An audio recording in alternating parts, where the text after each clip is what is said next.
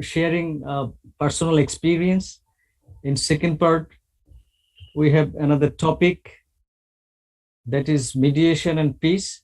And in the third part, we have a demonstration, that is role play.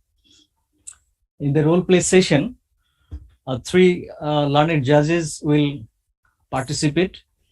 They are Mr. Mohsinul Haq, learned district and session judge Bhola, Mr. Sharif Mohammad Sanaul Haq, learned chief judicial magistrate Bhola, and Mr. Jakaria, learned joint district and session judge Bhola.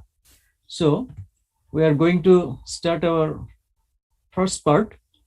And in this part, our speaker is Mr. Nafiul Alam, Deputy Inspector General of Police, Bangladesh Police, Political. Nafiul Islam, Mr. Nafiul Islam, Deputy Inspector General of Police, Political, Bangladesh Police. He is coming to share his personal experience in mediation. I welcome him to make his presentation and share his views. Thank you. Because he is special branch. I'm from special. I'm from special branch. Okay. Special branch. Thank you. Please.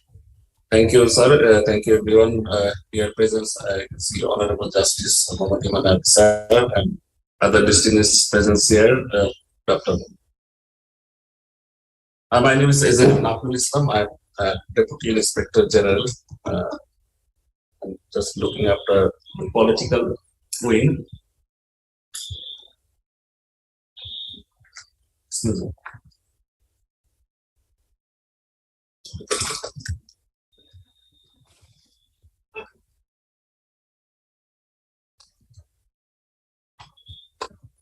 Thank you. I'm just looking after the political wing. In my long 24 years experience in police, I have gone through a lot of experience related with the mediation, negotiation, and things.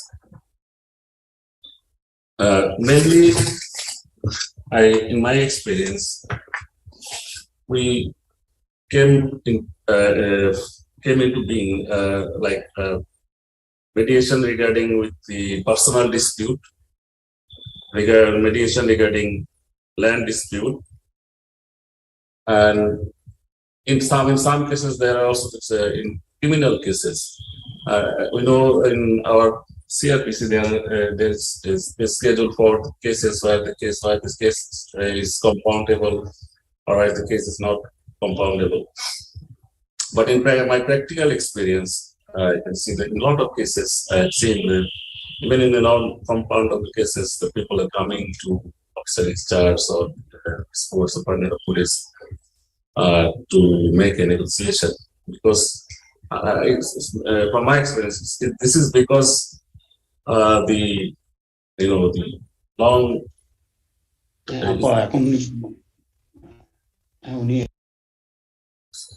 excuse me. This is because of I think there's a lengthy procedure upon the judicial system.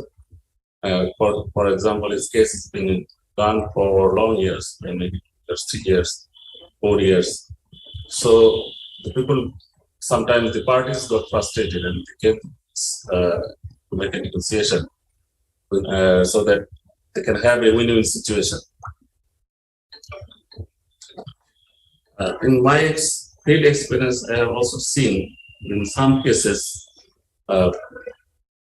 people came to police even to make a negotiation in murder case, in the case of 302 or these things. For example, husbands killed wife, and the family is just separated, and their children are in, the children in trouble, in a big trouble, because the family is separated. Mother is killed, father in jail. So in this kind of situation, they also sometimes come to police and some other parties, even though they came with their legal advisors to police to make a negotiation and maybe submit a final report to this case. That's even in the case of murder. Of course, sometimes the case this case is sometimes have political influence or some influential quarters force them to make negotiation. But in many cases, the people come voluntarily and they come to police and ask them to make a negotiation and solve this problem in a win-win situation. Mostly in this case, what happened? Maybe the victim got some compensation in terms of land, in terms of property, in terms of money, or this kind of things. The victims claim some money or some compensation and make and try to make a negotiation and try to make an amicable solution. This is our part. And in most cases, what they come to police for negotiation in land dispute, which is completely a civil nature case. And so, for my knowledge, the officer in charge of the superintendent of police or the law enforcers don't have any. I don't know. I don't have any role here in case of civil nature, purely civil nature land dispute. But they don't like to go to the court. From my experience, because they think that if they go to the court, then it will take a long time, and they will not get any solution.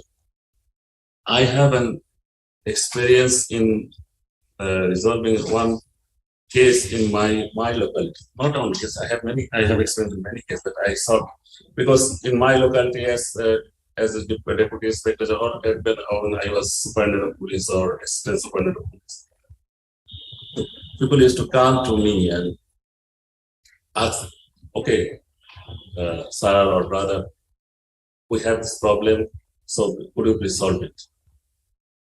And sometimes I felt embarrassed that what is my role here?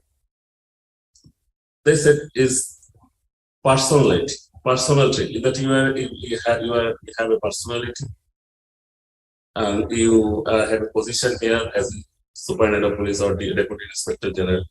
So people will listen you and people will accept your decision.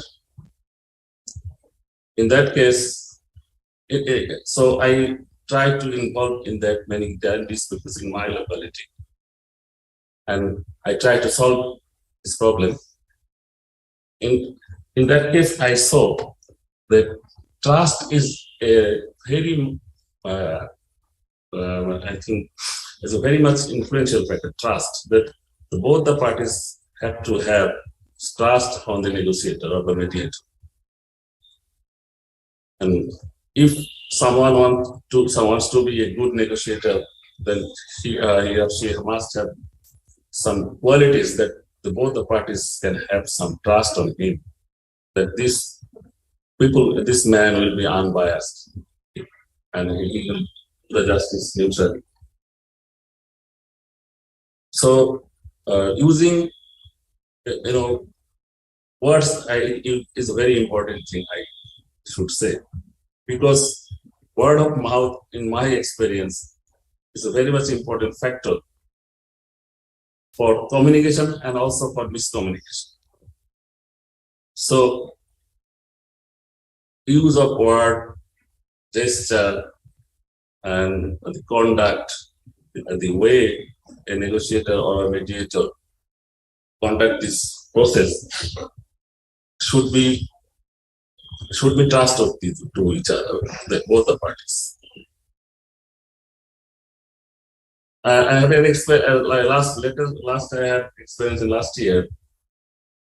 The two parties, they had a land dispute only over 20 Bangla. In Bangla it's called shatangsho. I don't know what it's called in English. Shatangsho, 20 decimal most probably.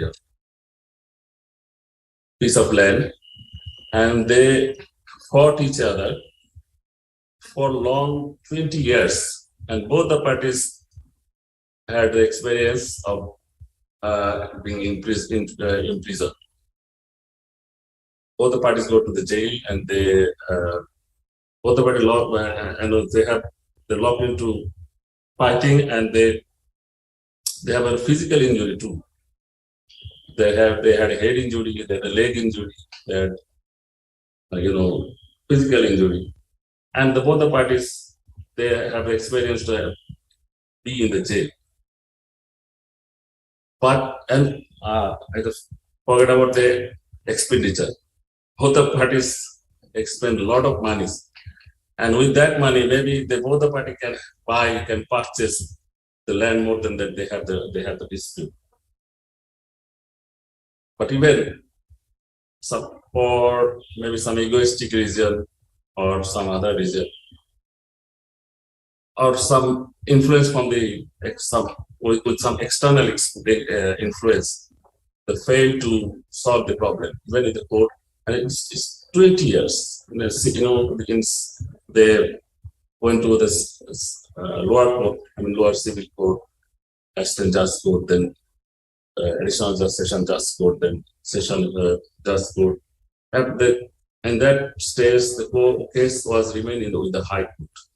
But the case is that in this particular case, one party got the unilateral verdict, because the other among these two parties, one party is there comparatively financially weak, so they could not reach the High Court, and the other party had a one-sided judgment. I don't know what's called in English exactly, but it's a unilateral judgment. So this caused another problem. So one party, they didn't have to go to the High Court, and other parties, they're comparatively monetary influential, so they went to the High Court and got judgment. In that particular situation, this situation made more complex, and frequently both the parties locked into clash. And the thing is that even they don't bother about the contempt of court, because one party has a judgment from the Honorable High Court, and other party don't have. Even they don't bother about this case of contempt of court. Frequently they locked into clash, and there are injuries. Criminal cases, and they went to jail. So, and that in this particular situation, I had a session with them, and a mediation session, and I asked them, if you think that you will continue this and you will die with generation, and don't have any solution,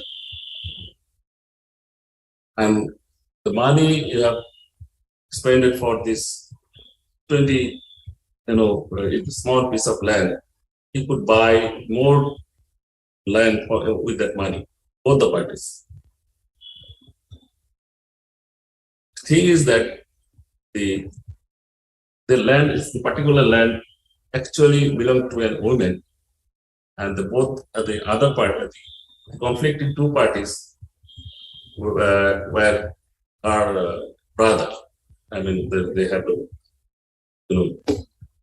the problem between the two brothers, and the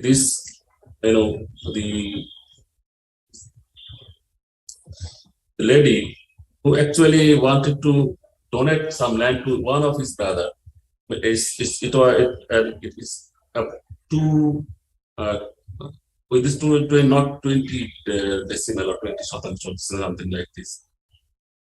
She actually wanted to donate the land around 10 or 12 decibel, but the one brother Actually, he just manipulated her and took whole piece of 20 decibel of land. And the another brother said, he says that no, you cannot have that. You and another brother he went to this his sister, and his sister told him, no, I didn't give him 20 decimal of land. I just gave him 10 or 12 decimal of land. The simple reason is this is the simple reason, and it continues 20 years.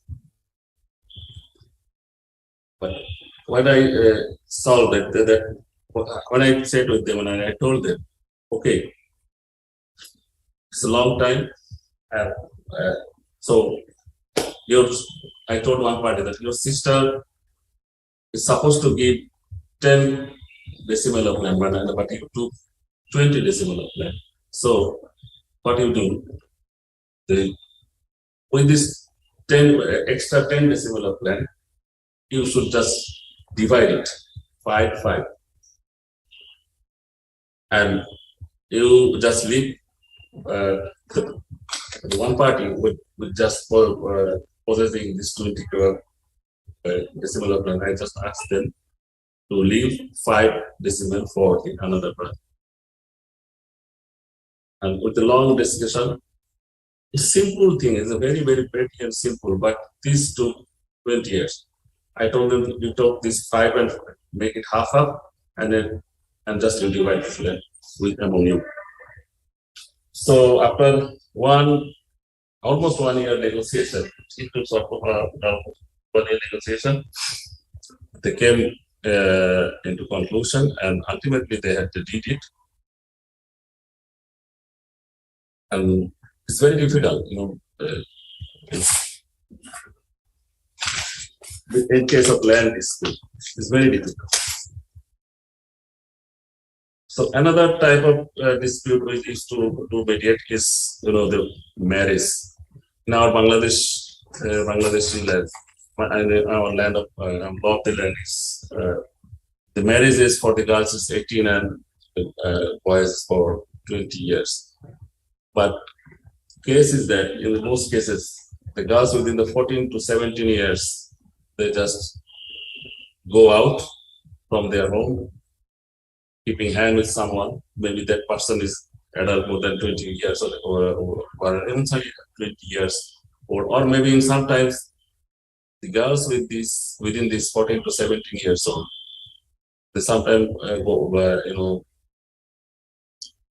abscond with their boyfriends, which is maybe this man maybe 30 years, 25 years.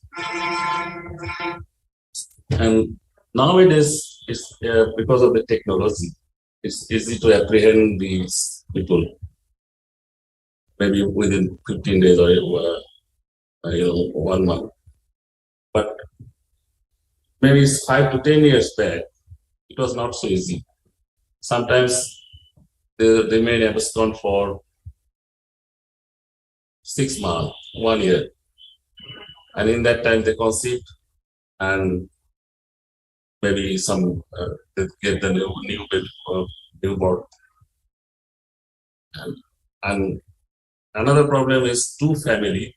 The two families sometimes the difference between the two families, the status in our pseudo feudal type of societies, family status is very important thing. So if there's a vast difference between two families, the problem becomes more complex. So in that case, the negotiation is very difficult and complex, but sometimes police has to do it with this negotiation, this kind of negotiation. And it's what should I say? Sometimes it's too difficult that the people, even the two family remain separated. And in my present experience, I am doing some. I'm in charge of political wing. So I I have a, sometimes I have to do some political negotiation. Although, of course, it is very, it's a little delicate. But from my experience,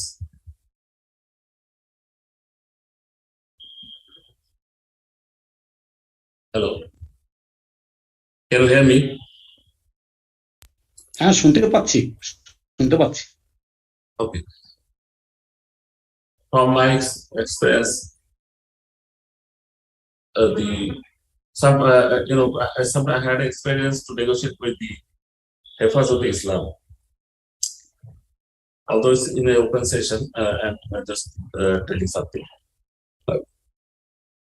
In last year, 1 year back, the Hefaz of Islam, they actually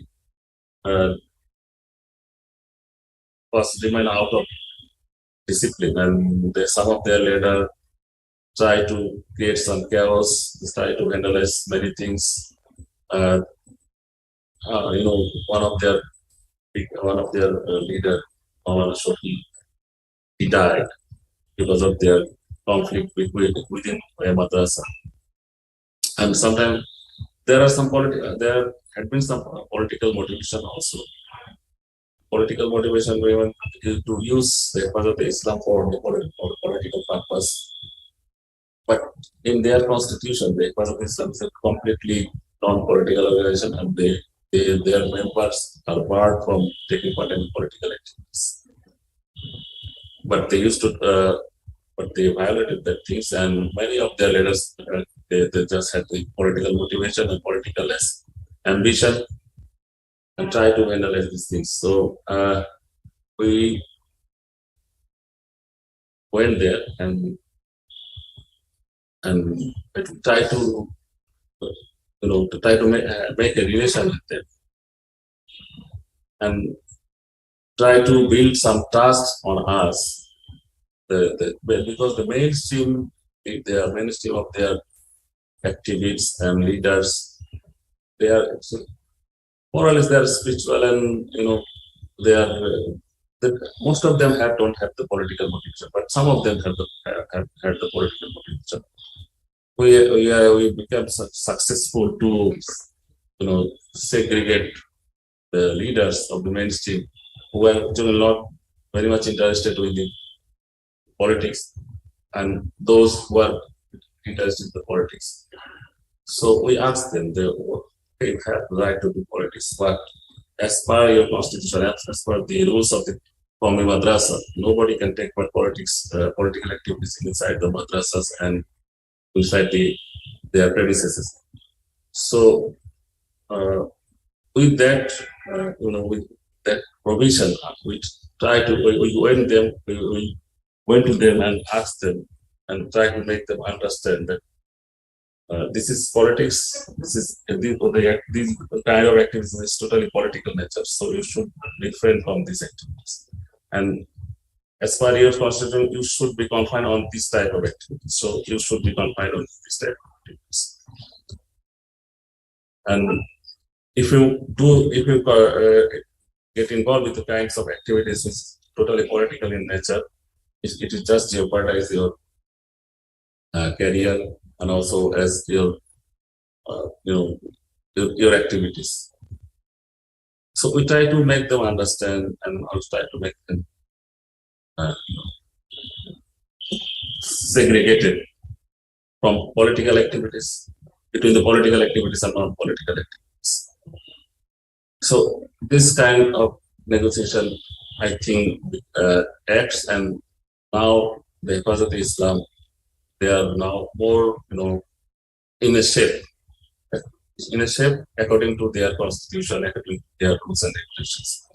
And somebody who wanted to make them as a political tools, I think they are now failed to do that. So these are the things, and as with police officers, I had experience of the role of negotiator between two parties, mostly the criminal offense, then land dispute, then the family affairs for like marriage, then political negotiation, all type of negotiation. I found one thing, that the negotiator must have the credit and trust on both the parties, and both the parties have to understand that this negotiator or mediator is not playing for any parties. What he's doing, he's mean that. He's meaning that, and that is why he is doing that. So this is, I think, very important thing. And a mediator, of course, have that kind of firm characteristics, not to be biased to any parties in any situation. This is from my experience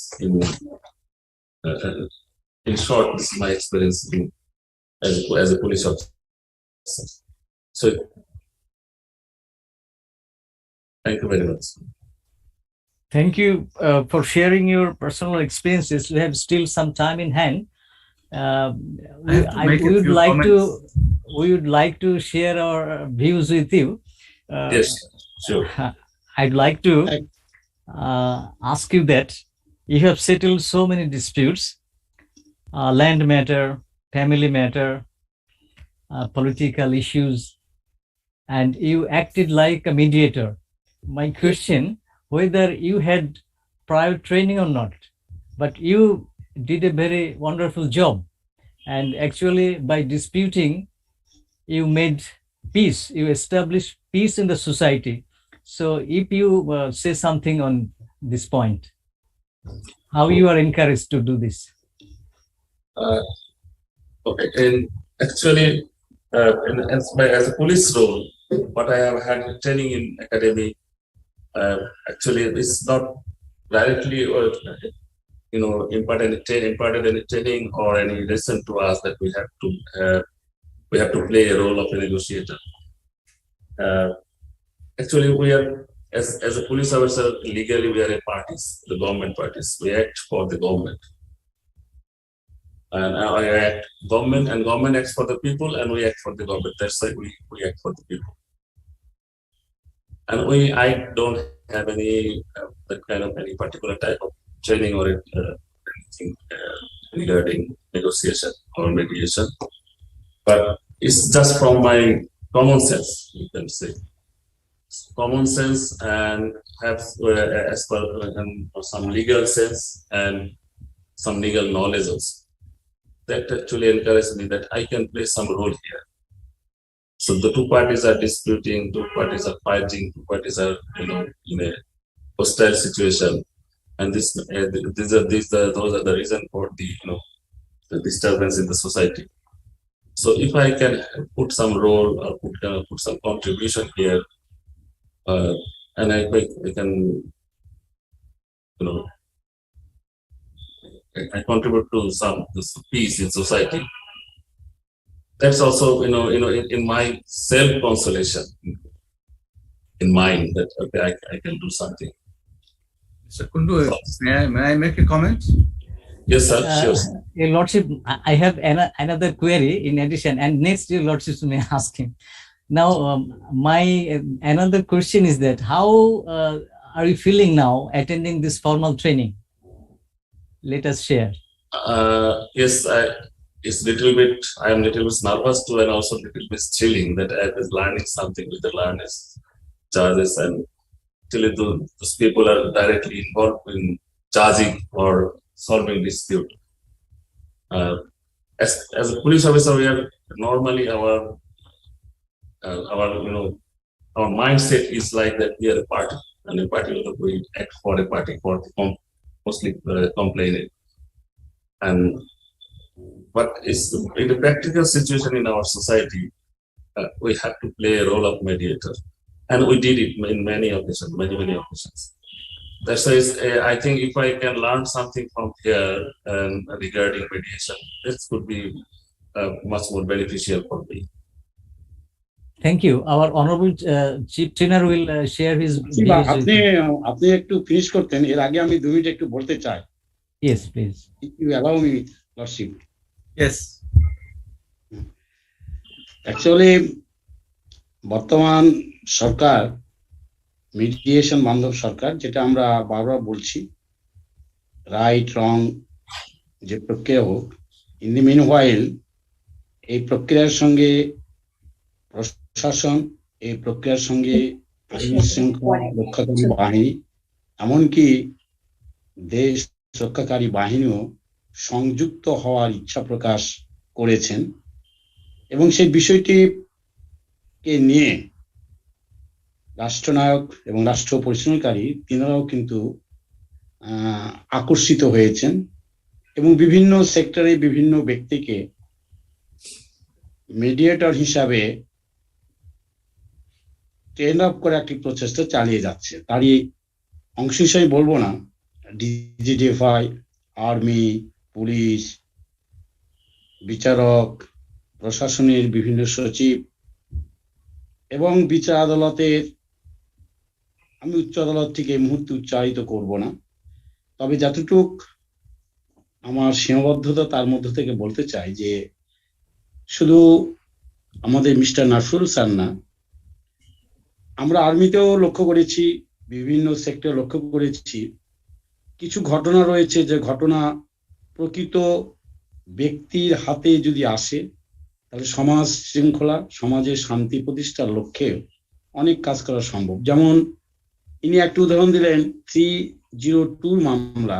আমরা জানি 302 মামলার বাইরে কতটুকু করা সম্ভব আমি comment করব না।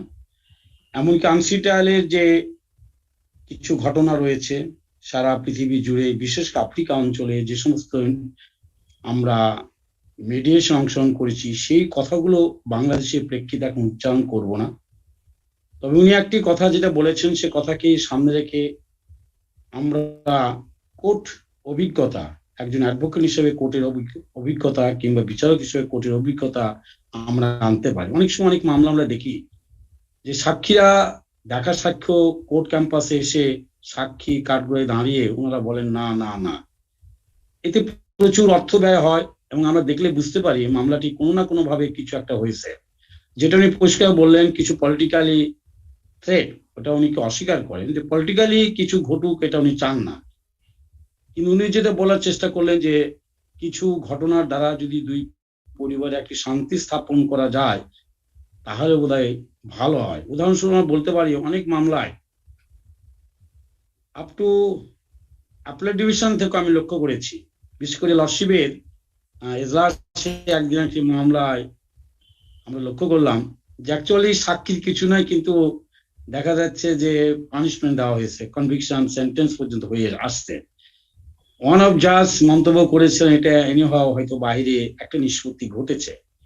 এই যে বাইরে নিষ্পত্তি ঘটেছে, এটা যদি প্রথমেই যদি এই ধরনের ভালো কোনো গুড অফিসারের দায়িত্ব থেকে মিনিমাইজ হয়ে যায় অনেক বেটার। কিন্তু আমি বলার উদ্দেশ্য আমার এটা যে অনেক ঘটনা রয়েছে যে পলিটিক্যালি চাপ থাকতে পারে, পলিটিক্যাল চাপ, লোকাল কিছু ইনফ্লুয়েন্সে কিছু মামলা, মিথ্যা মামলা সৃষ্টি হয়, যেটা এর আগে আমরা দেখেছি যে কোন ওয়ার্ড দ্বারা কিভাবে কি কথা হতে পারে।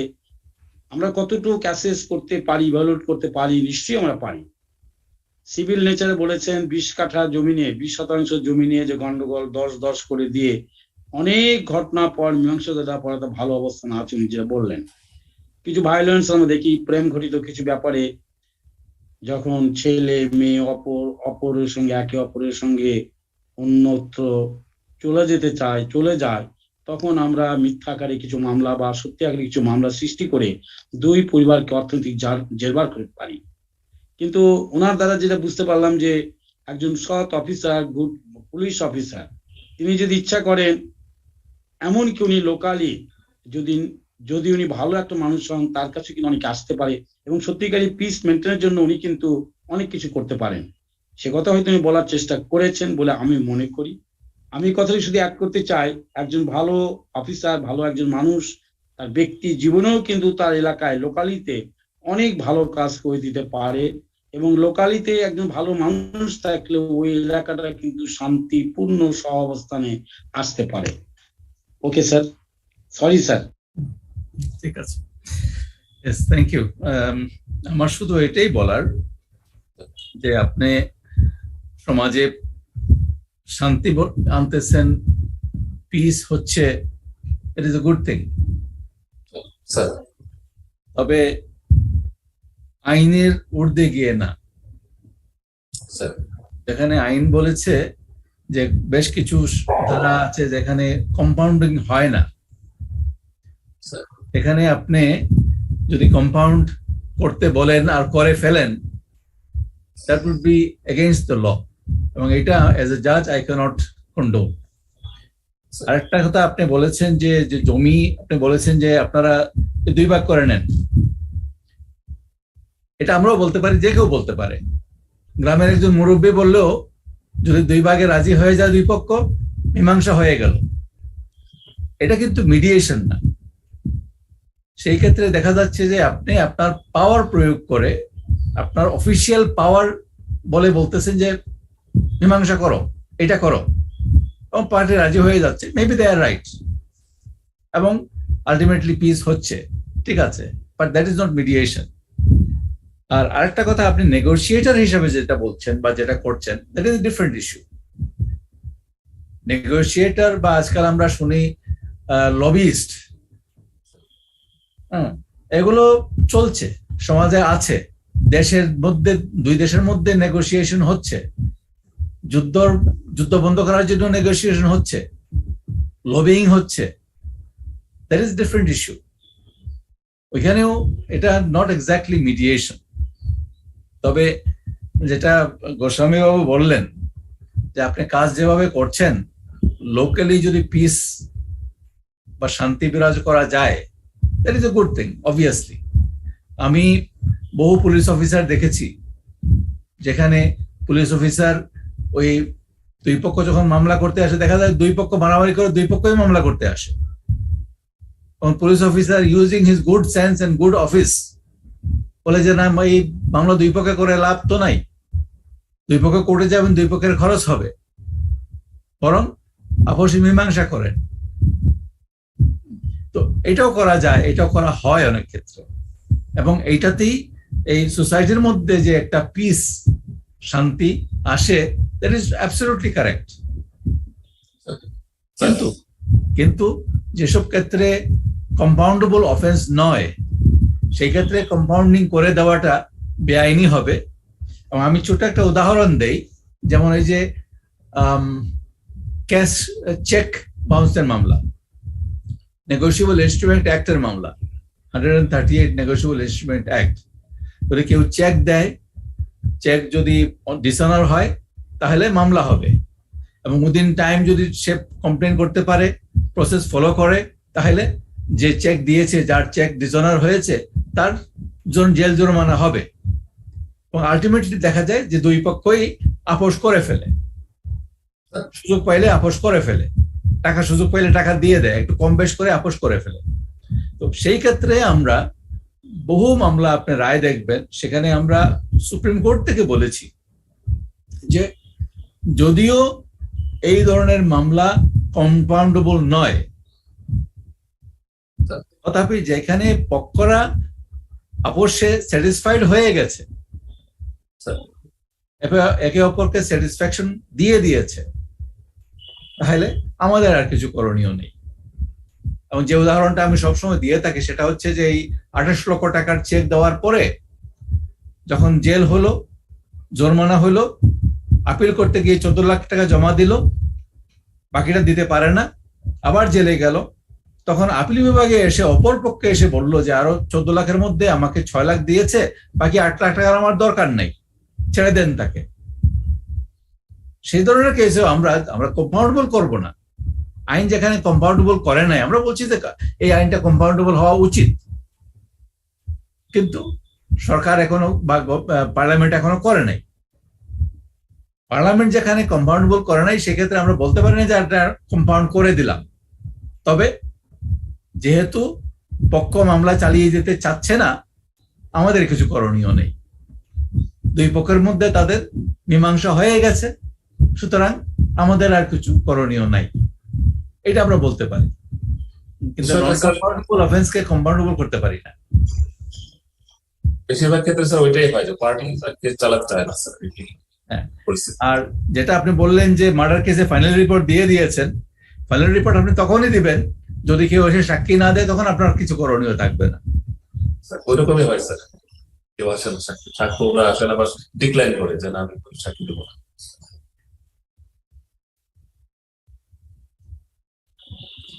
এটা এটা এটা স্যার আমাদের অনেকটা সামাজিক বাস্তবতা, যদি এটা উচিত না, সামাজিক বাস্তবতা হয়ে দাঁড়িয়েছে অনেক ক্ষেত্রে।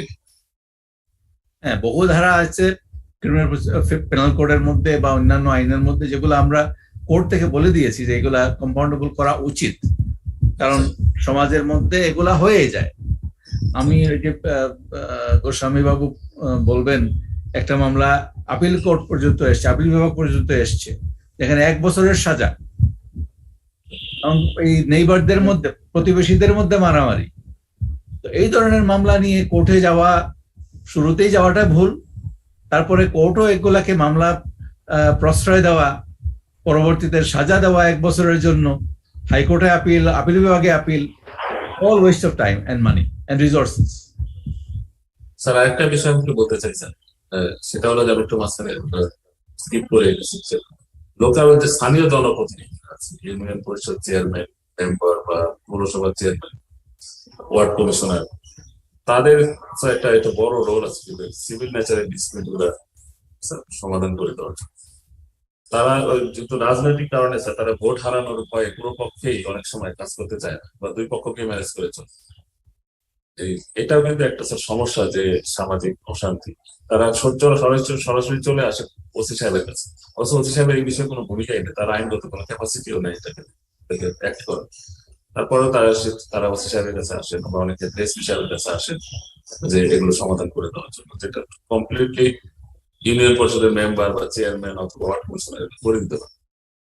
এটা একটা বিষয়, এটা স্থানীয় জনপ্রতিনিধিদের এই মিডিয়েশন বা নেগোসিয়েশনের বিষয়ে আনা যায় কিনা। এখানে সমস্যা হয়ে গেছে যে স্থানীয় প্রতিনিধিরা আজকাল হয়ে গেছেন পলিটিক্যাল হইলেই তখন আর মীমাংসা করার যোগ্যতা থাকে না, এই কারণে যে এক পক্ষ বলবে যে আমি তো এই লীগের না, ওই গ্রুপের না, সুতরাং আমি বিচার পাবো না। অন্য পক্ষ বলে যে উনি ওই পক্ষের বলে, ওই লীগের বলেই বা ওই পার্টির বলেই উনি বিচার ওনার দিকে নিয়ে গেল। তো এখানেই একটু টেন্টেড হয়ে যায়। কিন্তু যদি আমাদের লোকাল অ্যাডমিনিস্ট্রেশন যারা আছেন, ওনারা যদি পলিটিক্যাল না হতেন, তাহলে কিন্তু ওইখানেই বিচার শেষ হয়ে যেত, অনেকগুলা বিচার মামলা ওখানে নিষ্পত্তি হয়ে যেত। এমনকি ভিলেজ কোর্টে একই অবস্থা, ভিলেজ কোর্টও অনেক বিচার হইতে পারত, এবং ভিলেজ কোর্টের বিচারগুলো মীমাংসা হয়ে গেলে কোর্টের মামলার সংখ্যা কমে যেত। কিন্তু এখানেও সেই ওই পলিটিক্যাল কারণে হয়তো অনেকে মনে করে যে না, আমি তো এখানে বিচার পেলাম না, আমি ওই পার্টি করি না বলে আমি বিচার পাবো না ওইখানে। তো এটা আনফরচুনেট।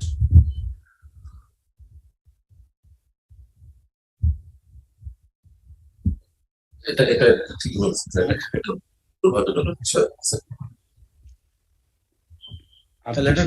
অ্যাড করার কিছু থাকে আমরা অ্যাড করতে পারি, নতুবা আমাদের ডক্টর নম্রতা maybe in at board. Assalamu alaikum. May I ask a question or few comments? Yes, sure, please.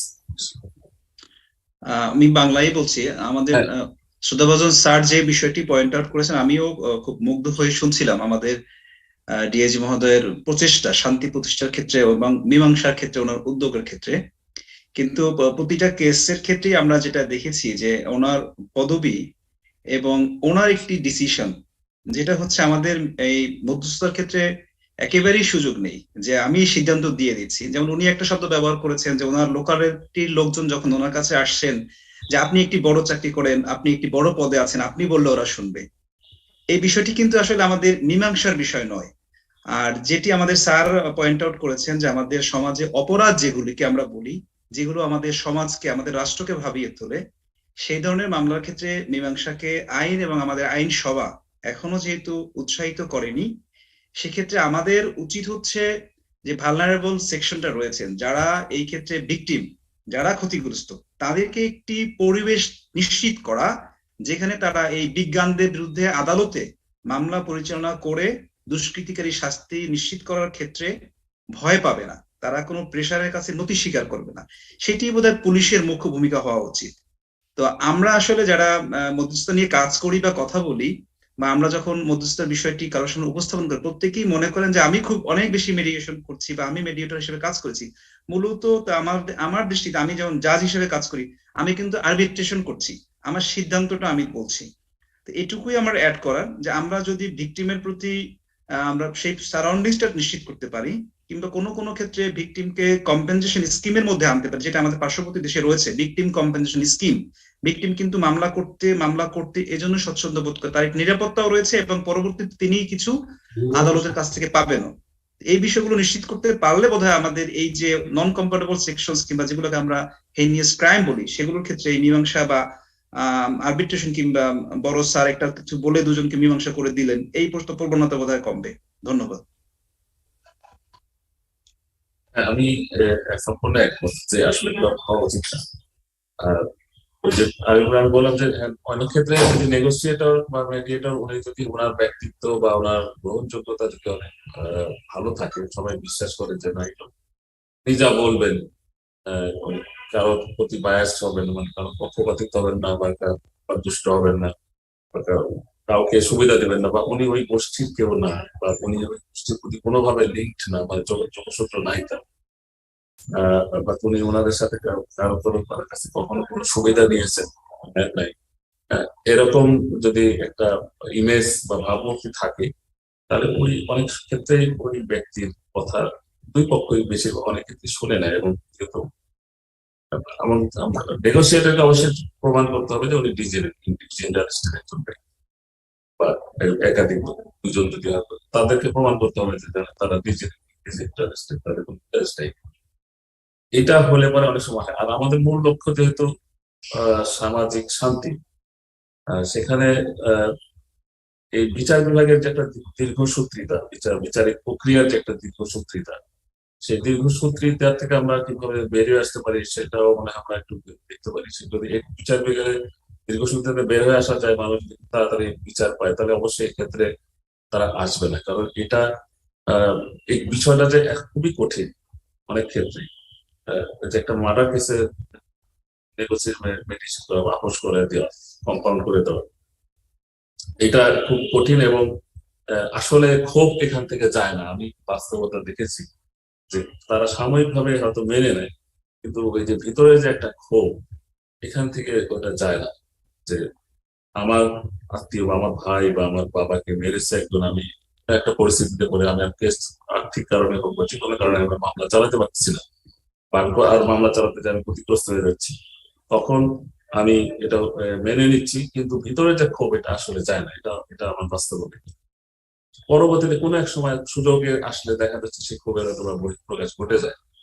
তো সেক্ষেত্রে আমিও একমত যে এটা আমরা যদি বিচার বিভাগীয় বিচার প্রক্রিয়া যে দীর্ঘসূত্রিতা, এটা যদি আমরা আরো সহজ করে দিতে পারি, তাহলে হয়তো বা, এবং তারা যদি ওই প্রকৃত যে অপরাধের যে প্রকৃত বিচার হওয়া উচিত সেটাই যদি হয়, তাহলে তারা হয়তো এই নন কম্পাউন্ডেবল কেসগুলোর ক্ষেত্রে নেগোসিয়েটর বা কাউকে কারো কাছে আসবে না যে আপনি বিষয়টা একটু সমাধান করে দেন। এটাই মনে হয়।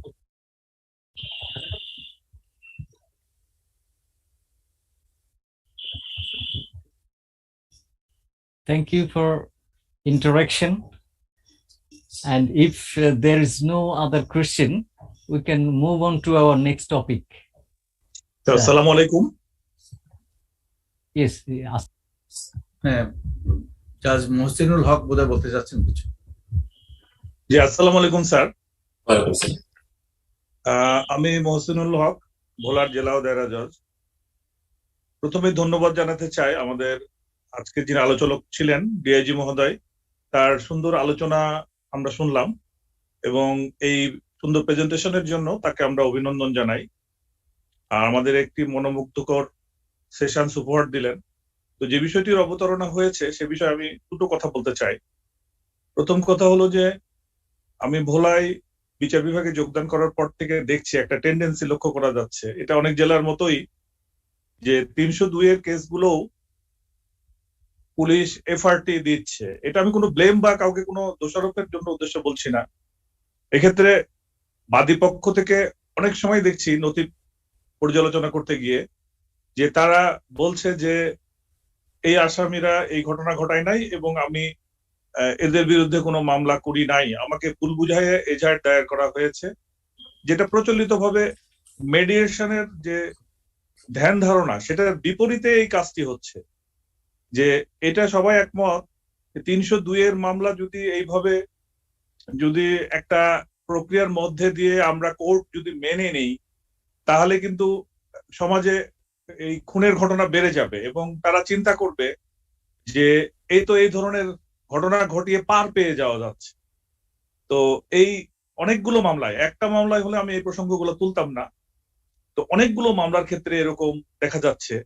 আর দ্বিতীয় যে বিষয়গুলো, এটা একদমই আমার ব্যক্তিগত অভিমত যে 326 ব্যতীত ম্যাজিস্ট্রেট ট্রায়াবল যেগুলো মামলা, বিশেষ করে 471 যেটা পেনাল কোডের বা এই ধরনের ক্রিমিনাল অফেন্স ব্যতীত অন্যান্য মামলার ক্ষেত্রে আমি মনে করি যে যদি কম্পেনসেশন দিয়ে 323-এর একটা মামলায় সর্বোচ্চ 6 মাস সাজা দেওয়া হলো, তো এটাকে আমরা যখন চিন্তা করব বিচার অঙ্গনের ক্ষেত্রে, যেটা কম্পেনসেশন দিয়ে যদি সুযোগ থাকে, তাহলে সেই এখানে কিন্তু একজন কোর্টও কিন্তু মেডিয়েশন করে বা মেডিয়েটরের ভূমিকা নিয়ে এটা নিষ্পত্তি করতে পারে।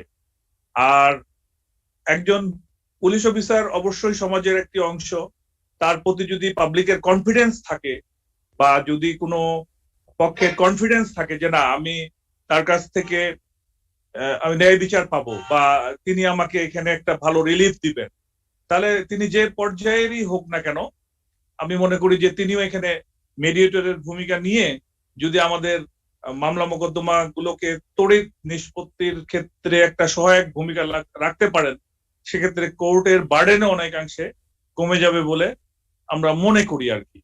তো সমাজের সর্বত্র এখন বাংলাদেশে যেহেতু এটি উদ্যোগ প্রাথমিক পর্যায়ে রয়েছে, বিশেষ করে মেডিয়েশনের মাধ্যমে মামলা নিষ্পত্তির ক্ষেত্রে প্রক্রিয়াটা খুব স্বল্প সময় হলো ইনক্লুডিং হয়েছে। দেওয়ানি মামলার ক্ষেত্রে তো বটেই, ফৌজদারি মামলা যেগুলো কম্পাউন্ডেবল সেই মামলাগুলো বা কোন যেগুলো কোর্টের মাধ্যমে কম্পাউন্ডেবল সেই মামলাগুলোকেই আমরা যদি তড়িৎ গতিতে নিষ্পত্তির ব্যবস্থা করতে পারি, সেক্ষেত্রে আমার মনে হয় যে আমাদের প্রচেষ্টাগুলোকে সফল এবং সার্থক করতে সক্ষম হব। সবাইকে ধন্যবাদ, আমাকে সুযোগ দেওয়ার জন্য ধন্যবাদ। আসসালামু আলাইকুম। Thank you. Any other question? We have still some time to discuss.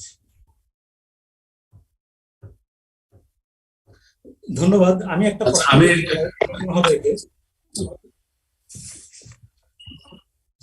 DIG মহোদয় বলেছেন যে উনি অনেক মামলা সিভিল এবং ল্যান্ড ডিসপুট উনি মেডিয়েশনের মাধ্যমে বা উনি রিজলভ করেছেন। তো আমার প্রশ্ন হচ্ছে যে উনি যেসব সিভিল ডিসপুট গুলোকে রিজলভ করেছেন সেগুলা কতটা ফ্রুটফুলি এবং ফাইনালি সেগুলো রিজলভ হয়েছে বলে উনি মনে করেন, এটুকু আমি ওনার কাছ থেকে একটু জানতে চাই। আর আরেকটা বিষয় হলো গিয়ে উনি যে সিভিল ম্যাটার গুলোকে সমাধান করেছেন বা কনসিলিয়েশন করেছেন বলেছেন, আমি সেই রিকনসিলিয়েশন বা কনসিলিয়েশনের যে এগ্রিমেন্ট সেটার কতটুকু লিগালি বাইন্ডিং এবং সেগুলো ভবিষ্যতের সেগুলোর কি অবস্থা হবে বলে উনি মনে করে, আমি একটু জানতে চাচ্ছি ওনার কাছে। আচ্ছা, ধন্যবাদ। এটা আমি আমার জানা মতে বেশিরভাগই আমার লোকালিটিতেই, আমার লোকালিটির আশেপাশে। তো সেক্ষেত্রে এগুলোতে সবগুলোতেই আমার জানা মতে এখনো তারা ওই শান্তিতে আছে, শান্তিপূর্ণ অবস্থানে আছে, কোনো ধরনের ডিসপিউট হয় নাই। তবে একেবারে যে তারা পুরোপুরি সন্তুষ্ট এটা আমি দাবি করবো না, কারণ কিছু কিছু ক্ষেত্রে কিছুটা আমি সত্য কথা স্বীকার করি, শান্তির সাথে কিছু কিছু জিনিস চাপিয়ে দিতে হবে। হ্যাঁ, যে এটা এবং তারা লিখিতভাবেই করে, লিখিতভাবে এটা করে। এবং অনেক সময় তারা যে কোর্টে তাদের কোর্টেও যে ওই যে স্টাম্পে যে তারা ডকুমেন্টস করে আন্ডারস্ট্যান্ডিং করে সেগুলোতে তার অডিশন কোর্টে তারা সাবমিট করে পরে কোর্টে অ্যাকসেপ্ট করে পরে বলে শুনেছিলাম দেখেছি যে হ্যাঁ না ঠিক আছে এটা তখন যেতে নিশ্চয়ই বোথ পার্টি যেতে অ্যাগ্রিড ওদের সলভ করে দেওয়া যায়, মানে ওইভাবে কোর্টও একটা সমাধান দিয়ে দেয়। আর ওই আপনি আরেকটা কি জানি বললেন? আমার কথা হচ্ছে যে যেগুলো কোর্টে যায় নাই, এই ধরনের যেসব ডিসপিউট গুলোকে আপনারা সেটেল করেছেন বা আগেই কোর্টে যাওয়ার আগেই যেগুলো হয়েছে সেগুলোর মধ্যে যে এগ্রিমেন্টটা হয়েছে সেটার মানে বাইন্ডিং ইফেক্টটা কতটুকু, বা সেটা কি লিগালি আদৌ কোনো ইমপ্লিকেশন আছে কিনা? লিগাল ইমপ্লিকেশন হয়তো নাই ওখানে, কিন্তু বাইন্ডিং তারা ওইভাবেই বাইন্ডিং যে তারা যেহেতু মনে করে যে এর চেয়ে এটা যদি আমরা না মানি আমরা ক্ষতিগ্রস্ত। হ্যাঁ, অনেকটা আপনারা বলতে পারেন যে কম্পালশনের টাইপের ধরে দেওয়া যায়, এটা যদি আমরা না মানি তাহলে হয়তো ক্ষতিগ্রস্ত হবে, কিন্তু মানলে মেনে আমাদের যেহেতু মানাটা ভালো, সেজন্য তারা মেনে নিচ্ছেন এখনো মেনে আছে। যেমন সিভিল কেসের মধ্যে একটা বলে বিয়ে শাদী, একটা মেয়ে যেমন বললাম মানে আমাদের বাস্তব দেখা যাচ্ছে যে 14 থেকে 17 বছর বয়সের মেয়েরা সবচেয়ে ভুল করে বেশি, তারা এমন এমন ছেলেদের সাথে বের হয়ে বাসাতে বের হয়ে চলে যায় যে তাদের ফ্যামিলির জীবন কখনো এগুলো মেনে নিতে চায়। আমি যেটা বললাম যে একসময় মানে হতো যে আসামি, এখন টেকনোলজির কারণে আসামি খুব সহজেই ধরা যায়, হয়তো খুব বেশি দিন লাগে না, 15 দিন 20 দিনে বা 1 সপ্তাহ ধরা যায়, কিন্তু সেক্ষেত্রে কোনো সমস্যা হয় না। কিন্তু অনেক সময় হতো যে আসামি ধরতে 6 মাস লেগে যেত, বাই দিস টাইম ওই মেয়েটা কনসিভ করে যেত। হ্যাঁ, অনেক সময় বাচ্চা হয়ে যেত তখন। এখন কিন্তু দেখা যাচ্ছে ফ্যামিলির স্ট্যাটাসের ডিফারেন্স এত বেশি আমাদের এই আধা সামন্তবাদী সমাজ, কোনোভাবেই তারা মেনে নিতে চায় না। ফ্যামিলির তখন দেখা যাচ্ছে মেয়েটা আলাদা, মেয়ের সাথে বাবা মার সম্পর্ক নেই, ধরনের সম্পর্ক নেই।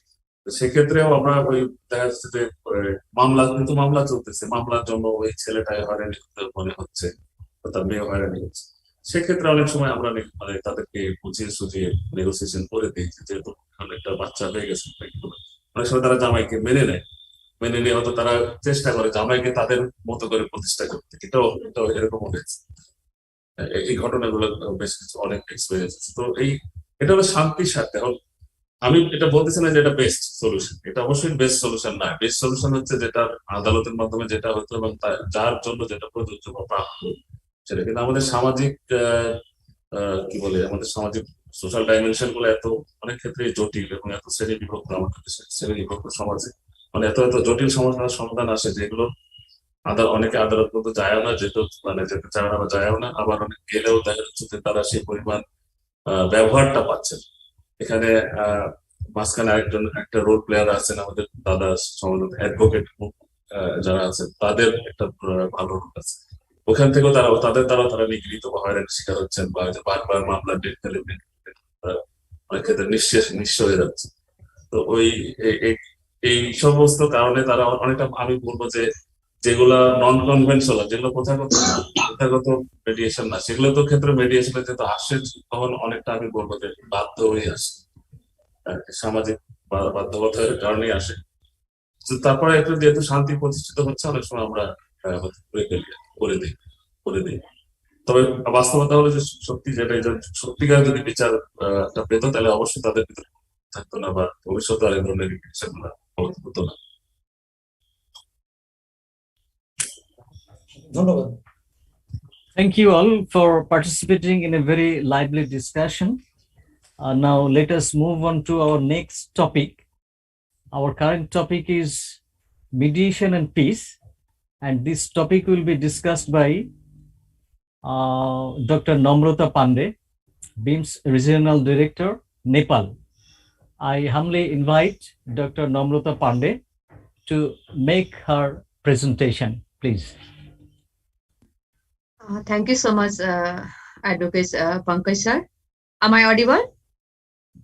Yes. You're audible. Yes, madam. Good afternoon, everyone. Please accept my greetings. Namaste from Nepal. I would like to thank BIMS Director, Senior Advocate, Mr. Goswami, and all the members of BIMS for giving me this opportunity on the occasion of 40 hours mediation training organized by BIMS. I am going to give a short presentation with my own experience and some examples. Thank you for your patience and kind participation. I hope I can share my presentation.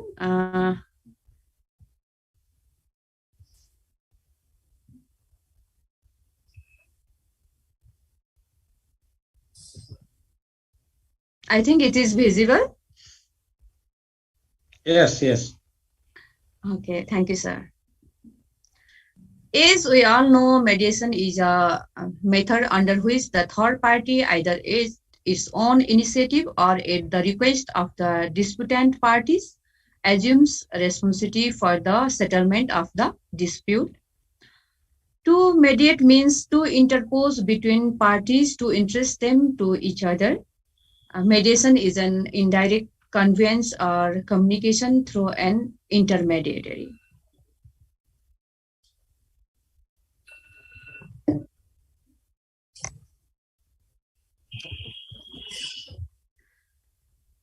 As well, mediation is a voluntary form of conflict management. This means the adversaries in an intractable conflict choose whether to begin or continue mediation or not, and they retain their control over the outcome, if not always over the process of their conflict, as well as their freedom to accept or reject any aspects of the process or the ultimate agreement.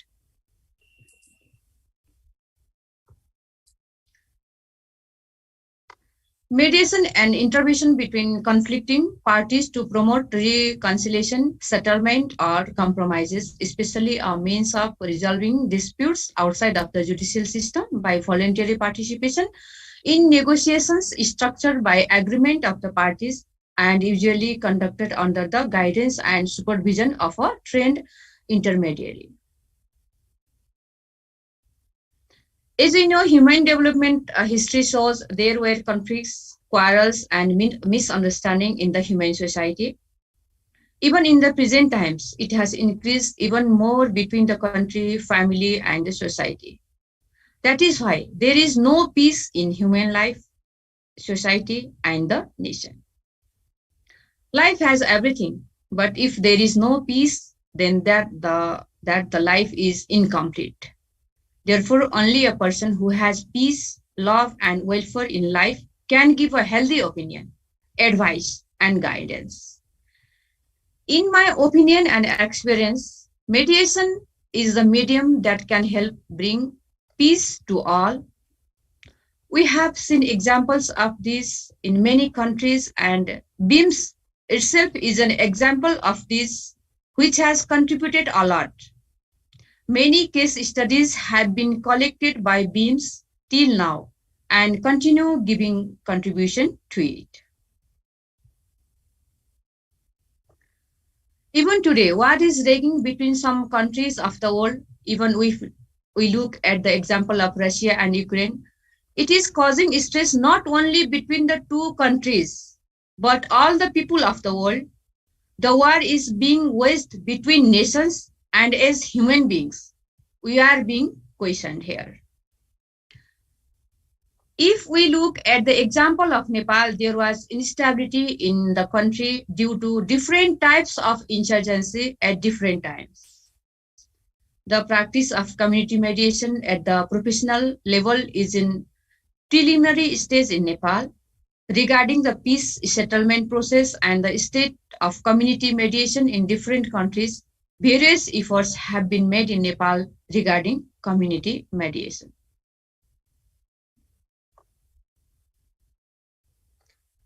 Understanding mediation. There are different types of disputes or conflicts at different levels.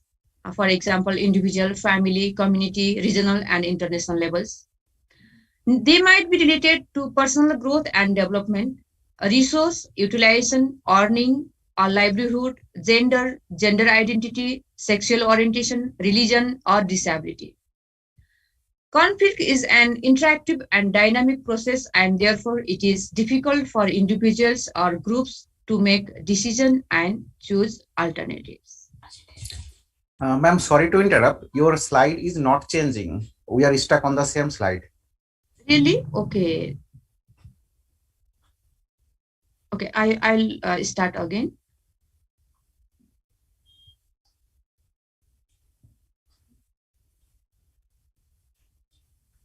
Yes, it's okay now. Okay.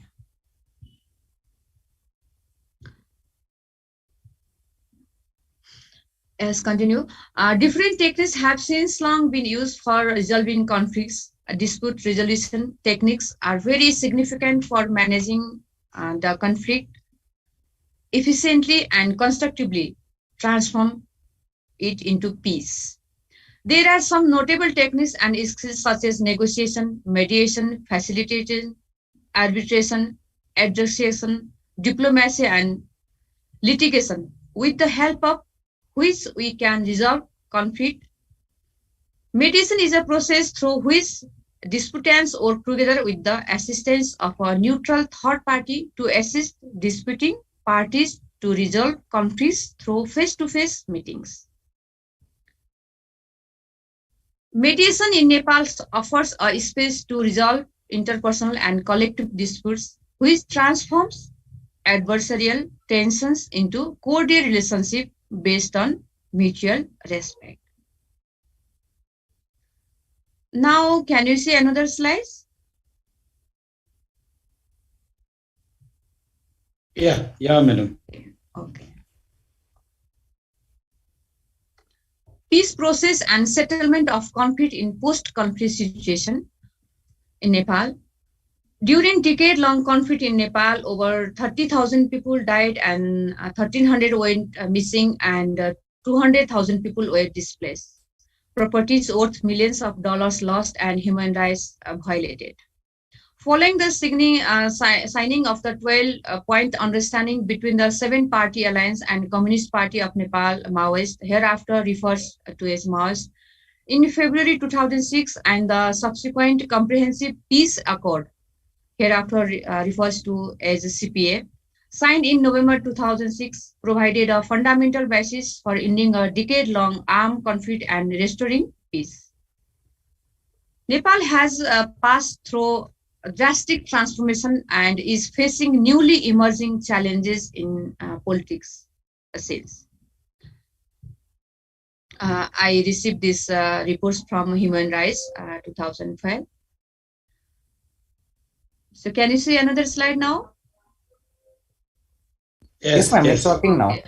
Okay.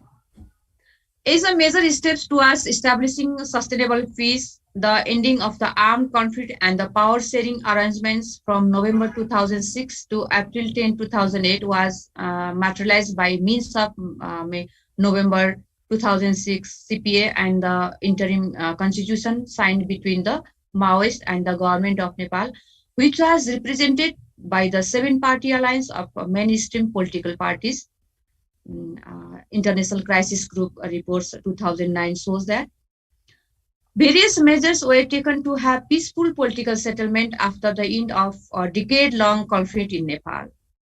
They include the declaration of a new constitution in 2015 after 2 elections of Constituent Assembly, integration of Maoist combatants into Nepal Army, formation of Truth and Reconciliation Commission, TRC, and the Commission of Investigation on Enforced Disappeared Persons, CIEDP, that were established in 2015 to investigate conflict-era rights violations. The record 2018 shows it.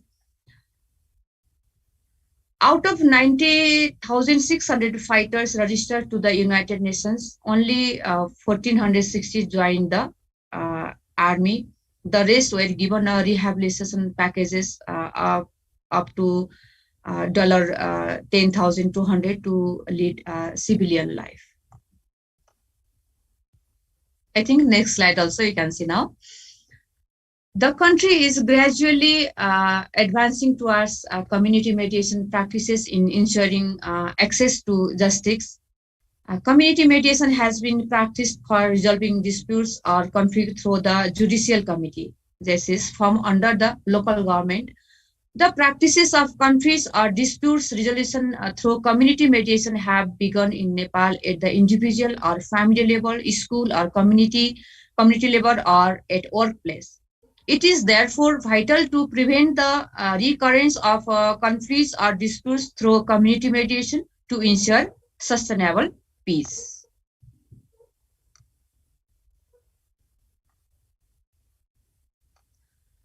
Various efforts have been made to build the capacity of individuals and agencies to settle disputes and to ensure mutual trust and cooperation in Nepal.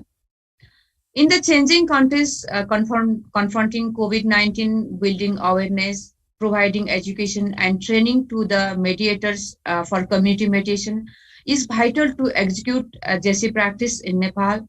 Community mediation as an important aspect in ensuring sustainable peace in the spirit of the local government act is therefore very essential in Nepal. Conflict is a term that has wide connotation. It could be defined in various forms and levels like individual level, group level, and at the organization level. Conflict generally has negative connotation as it is opposite to cooperation and peace. As you know, conflicts denotes the tension, hostility, competitiveness that exists among different groups in society. The struggle between disputants is aimed to obtain social resources and improve their positions in the social system. Generally, conflict is considered to be an inevitable and integral part of the social process. It is manifested within an individual, between individuals, a family, between families, among community members and social groups, between community groups and external organizations, between different castes and ethnic groups, between political parties and between countries, etc. Society, that's why society may face different forms of conflict, from minor disputes between neighbors to communal violence, religious riots to hooliganism. At the global level, conflict may take the form of revolution, wars, interstate political rivalry, a severe disagreement between at least two sides, and how the problems can be solved should realize. I have collected some community mediation practices in different countries. Community mediation has been practiced all over the world for a long time. Mediation has been widely recognized globally as it is considered more flexible than other forms of dispute resolution techniques. Specifically, adjudication and court proceeding. It is also considered much faster, less expensive, more empowering, and procedurally satisfying than the judicial system. For example, we can see some example using the concept of the interplay between the national factions and the external intervention in peace negotiation. Lee 2011 reports examine the process of the peace negotiation in Cambodia, 1987 to 1993, and Salvador, 1989 to 1993, according to Lee's report. We can be witness China and Korea War, 1993, revolved that in both China and Korea, the mediators educate the disputants and more frequently argue for the concessions. Further, the study revealed that during mediation, higher preference is given to societal goals than to the rights of either disputant. We can see these examples.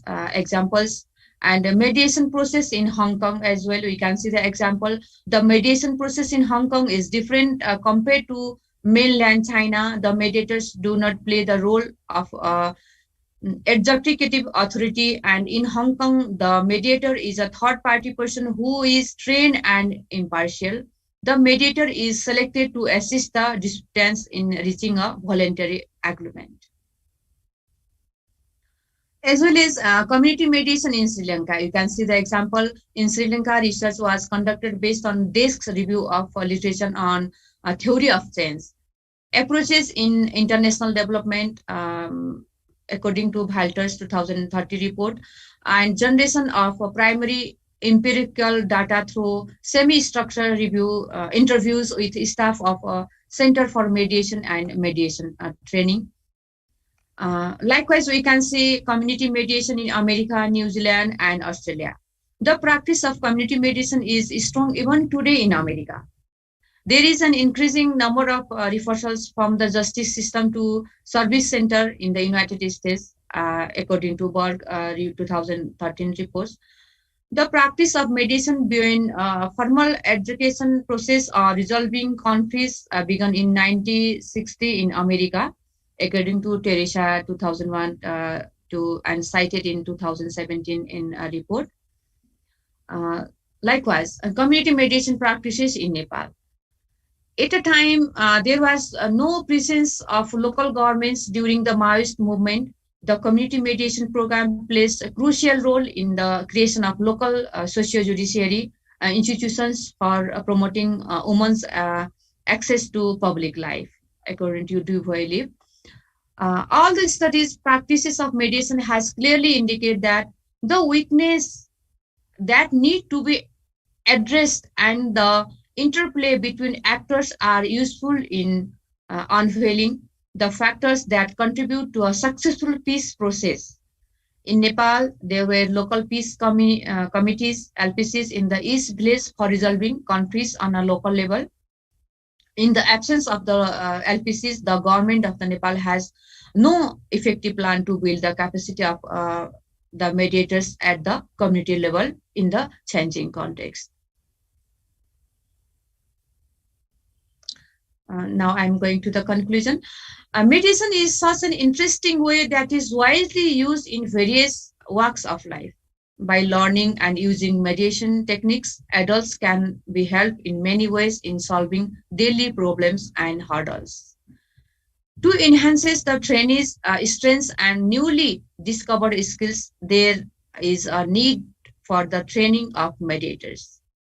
Mediation is a profession or vocation which provides means of livelihood to a growing number of adults in many continents and countries, and an economical procedure to settle rivalries, conflict, misunderstanding in all walks of life.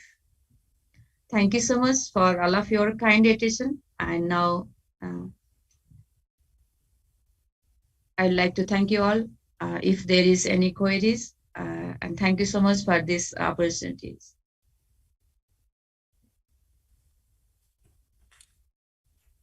Thank you, Dr. Namrata Pandey. You have still some time to discuss. If you make a discussion, peace, please, because your topic is mediation in peace. You have discussed mediation in the context of Nepal and Sri Lanka. And if you say something on peace and make a relation between and make a bridge between mediation and peace, please. Yes, actually, peace, mediation, and the human life is very related to each other. We want peace and justice in life. But before that, our livelihood or our lifestyle should be in what ways we are going on. Our daily lifestyle, our thinking, our positivity, or our daily activities and social activities, our own contribution, and especially based on, we are advocating for the peace and development, and we are advocating for the mediation. We all are working for that. But before that, we should understanding the people's psychology, person's psychology. Is I have already explained, the war, the quarrels, the disputes is not going between person to person, between country to country, or nation to nation, society to society, or family to family. It comes from the inner core, from their attitude, actually. So for the peace of the development, without peace, we cannot achieve the development in every sector, even in individual life or in the nation. For that, how you are spending, how we are living our life is very, very, very important. We can see as a witness in our life, from morning to evening, our contribution for self and for the house, for the society, and for the nations. So to stop these all negativity, these disputes, wars, and misunderstanding, first every person should try to be peace from their inner being. We cannot find peace in any presentation, in any program, or in any project. It comes within it. So it is very difficult to explain about this very vague things, peace and development itself. But we have to understand first how it come, where is the origin. So I like to say these things for now. And if I think Asim Bhola Sahib wants to say something, please share. Thank you very much, Amrita, for your deliberation on mediation process and etc. May I know, is there any codified law in your country to deal with mediation? Is there any procedural law in your country? Yeah, our newly built constitution 2015 there has mentioned, and the authority for the local community, now we have center level, provincial level, and local community. And local community has a local community actually is very powerful for these all things. So 2015 it has described in very well described in about the mediation. I wanted to know the procedure, how, whether you can transfer the cases from the court of law to the mediators, or the persons who come to the court can withdraw themselves and go to mediation. Actually, nowadays, before it hasn't so much practiced, people used to go directly in court, but now people trying to find with the through the mediation with the mediators. People because it has gradually in practice in Nepal as well. Because if they go, there are many cases in the court is still pending, and they know these all things. So if problems can solve within the parties by the mediator groups, it is very easy and it is very understanding, because all the things comes to the goes to the court because of the misunderstanding. Now people gradually and understanding in Nepal as well. So it is becoming the practice is becoming gradually a development through the mediators before go to court. So community mediation in Nepal also. Yes, sir. Thank you. May I ask another little question? Is there mediation firms or mediation organizations all around Nepal, like India? Yes, we have a Nepal Mediation Council, but it has established only 10 years before. Still, it is going on practices, but it has not documented. Actually, since the history, the mediation practices is there, but in the law and in constitution, and like a mediation council has just started the practices. So now gradually it is developing through the mediators. Thank you very much. Thank you, sir. Honorable Chief Trainer, sir, if you have anything to add or express your views, kindly. Actually, I find this very interesting because this is something that I have in fact discussed with Mr. Goswami, that community mediation is something that we could also nurture in Bangladesh.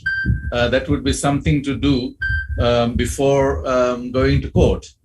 But the thing is, in Nepal, they have already, as I have heard Dr. Namrata saying, that they have the law.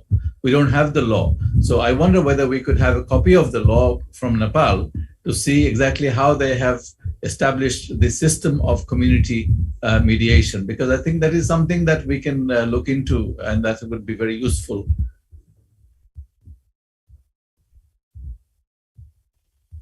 Nepal mediation law is available in Google's Lordship, available, and also available community, how Nepal peoples come through community to judicial process started. That also available.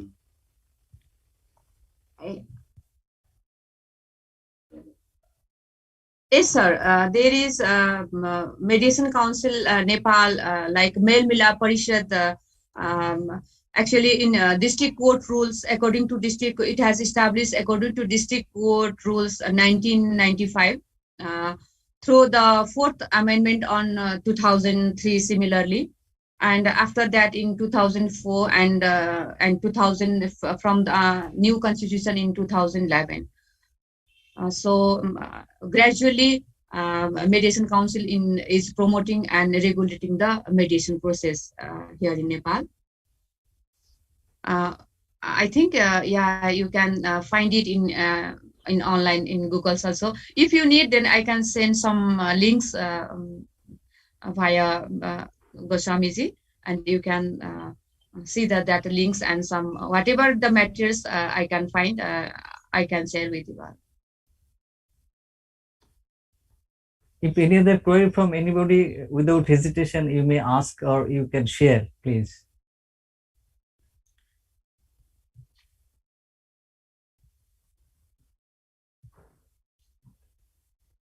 আমি একটু add করতে চাই এতটুকু যে madam doctor নম্রতা পান্ডে যে কথা বলার চেষ্টা করেছেন, এই কথাটা কিন্তু সংক্ষিপ্ত আকারেই উনি বলেন নাই, ব্যাপক অর্থে বলেছেন। আমরা হার্টকে, অন্তরকে যদি পরিবর্তন করতে না পারি, মিডিয়েশন কিংবা পিস কোনটাই সম্ভব না। মিডিয়েশনটা কিন্তু আসতেছে, উনি যে কথা বলার চেষ্টা করেছেন, সে আমেরিকা, রাশিয়া, হংকং, চীন ইত্যাদি, আমাদের মানসিক অবস্থানকে পরিবর্তন করতে হবে টুয়ার্ডস পিস।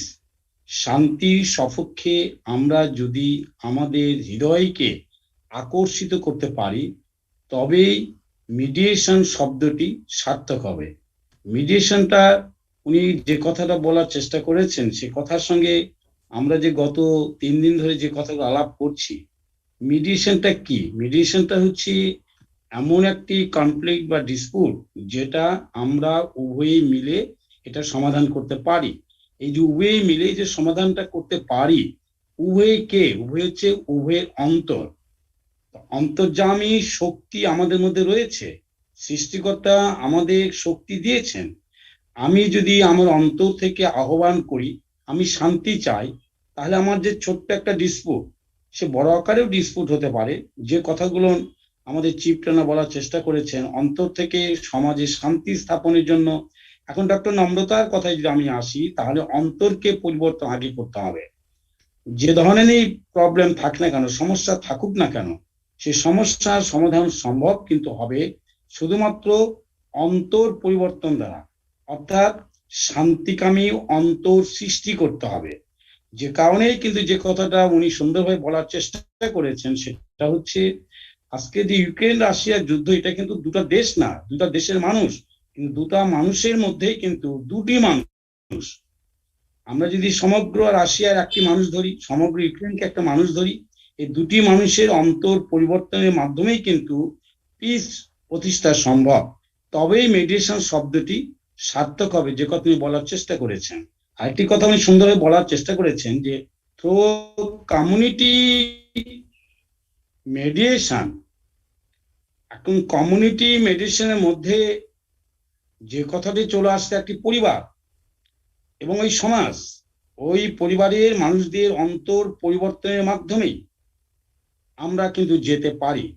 যে কথাটির উৎস সম্পর্কে আমরা একটু ব্যাপক অর্থে বলতে পারি, সেটা হচ্ছে নেপালের আঙ্গিকে যে রাজা যিনি ছিলেন, মিস্টার শাহ, পঞ্চায়েত সিস্টেমের মধ্য দিয়ে, এই পঞ্চায়েত সিস্টেম ইন্ডিয়া বা বাংলাদেশ সেরকম না, ইভেন ভুটানও না, সেই পঞ্চায়েত সিস্টেমের মধ্যে যে কথাটি আনা হয়েছিল যে শান্তি স্থাপনের জন্য যারা উৎসাহী, এমন মানুষদের নিয়ন্ত্রিত শক্তি দ্বারা কমিউনিটি মেডিয়েশনের মাধ্যমে বিচার অঙ্গনে প্রবেশ করতে হবে। অর্থাৎ ইনডাইরেক্ট ওয়েতে নেপাল পিস মেনটেনের জন্য যে কথাটি হচ্ছে, পূর্বে ওই শান্তিকামী মানুষের দ্বারা নির্বাচিত পঞ্চায়েতকে দ্বারা কমিউনিটি মেডিয়েশনের মধ্যে আলোচনা অন্তে যে লিটিগেশন গুলো কোর্টে যা আবশ্যক রেফার করতে হবে, সে আঙ্গিকে নতুন আকারে 2015 সালে একটি আইন কিন্তু তারা করেন। ইয়াস, সে আঙ্গিকে ছোট্ট একটি কথা আমরা আনতে পারি, 89A আমাদের যে সুপ্রিম কোর্টের সার্কুলার, সেটাও কিন্তু ম্যান্ডেটরি প্রসেস, যদিও আইন না, কিন্তু নেপাল যে আইন, সে আইনে কিন্তু বিরাট একটা উৎস রয়েছে। সেখানে একটি ছোট্ট উদাহরণ উনি আনতে হয়তো আনার চেষ্টা করার সুযোগ উনি পান নাই, সেটা হচ্ছে জাস্টিস অনন্ত, ডক্টর নম্রতা, জাস্টিস অনন্তর যে মামলাটি, যে 40 বছরের পরে উনি যেটা সুপ্রিম কোর্টে সলভ করেছেন, এ কথা নিশ্চয়ই you know, Dr. Namrata, you know Justice Ananto's case that solved after 40 years in Supreme Court. Yes, sir. Yes, sir. After 40 years, he solved. Yeah. You may explain that case. You may explain. Yeah. According to our advocate Dumre, Dr. Dumre, actually when he was in court, he could not solve the problem. After he retired, actually, sir, that case he solved after he retired, retirement. So there are many cases. Now I could not add more examples here, but there are many cases after 20 years, 30 years, even many cases have been solved by mediation process. That case 40 years, after 40 years. Yeah, for 40 years. 40 years. After 40 years, it has solved. So mediation and mediators are very powerful in community, in society, for nation, and for the worldwide problems. And thank you so much, Advocate Goswami sir. He described very well in his local language, and I almost can understanding. I cannot communicate a conversation, but I can understand Bangla. So he clearly explained through my presentation, and I'm very happy that now I think as you all can understanding what I mean to present, what I mean to say in front of all of you. Thank you so much, Goswami sir. আমি যেটা বলছিলাম যে justice অনন্ত দুমরে একজন জাজ, তিনি জাজশিপে যাবার আগে একটি প্রবলেম লক্ষ্য করেছিলেন, সমস্যা, সেটা কমিউনিটি মেডিয়েশন সেন্টারের মাধ্যমে উনি বিচারপতি থাকা অবস্থায় উনি এটা এই বিষয়টা সলভ হয় নাই, কিন্তু বিচারপতি থেকে যখন অবসর গেলেন, তখন তিনি উভয় পক্ষকে কল করে যখন তাদের অন্তরে শান্তির কথাটা দিলেন, শান্তির স্লোগানটা যখন দিলেন, তখন উনি সফল হয়েছেন।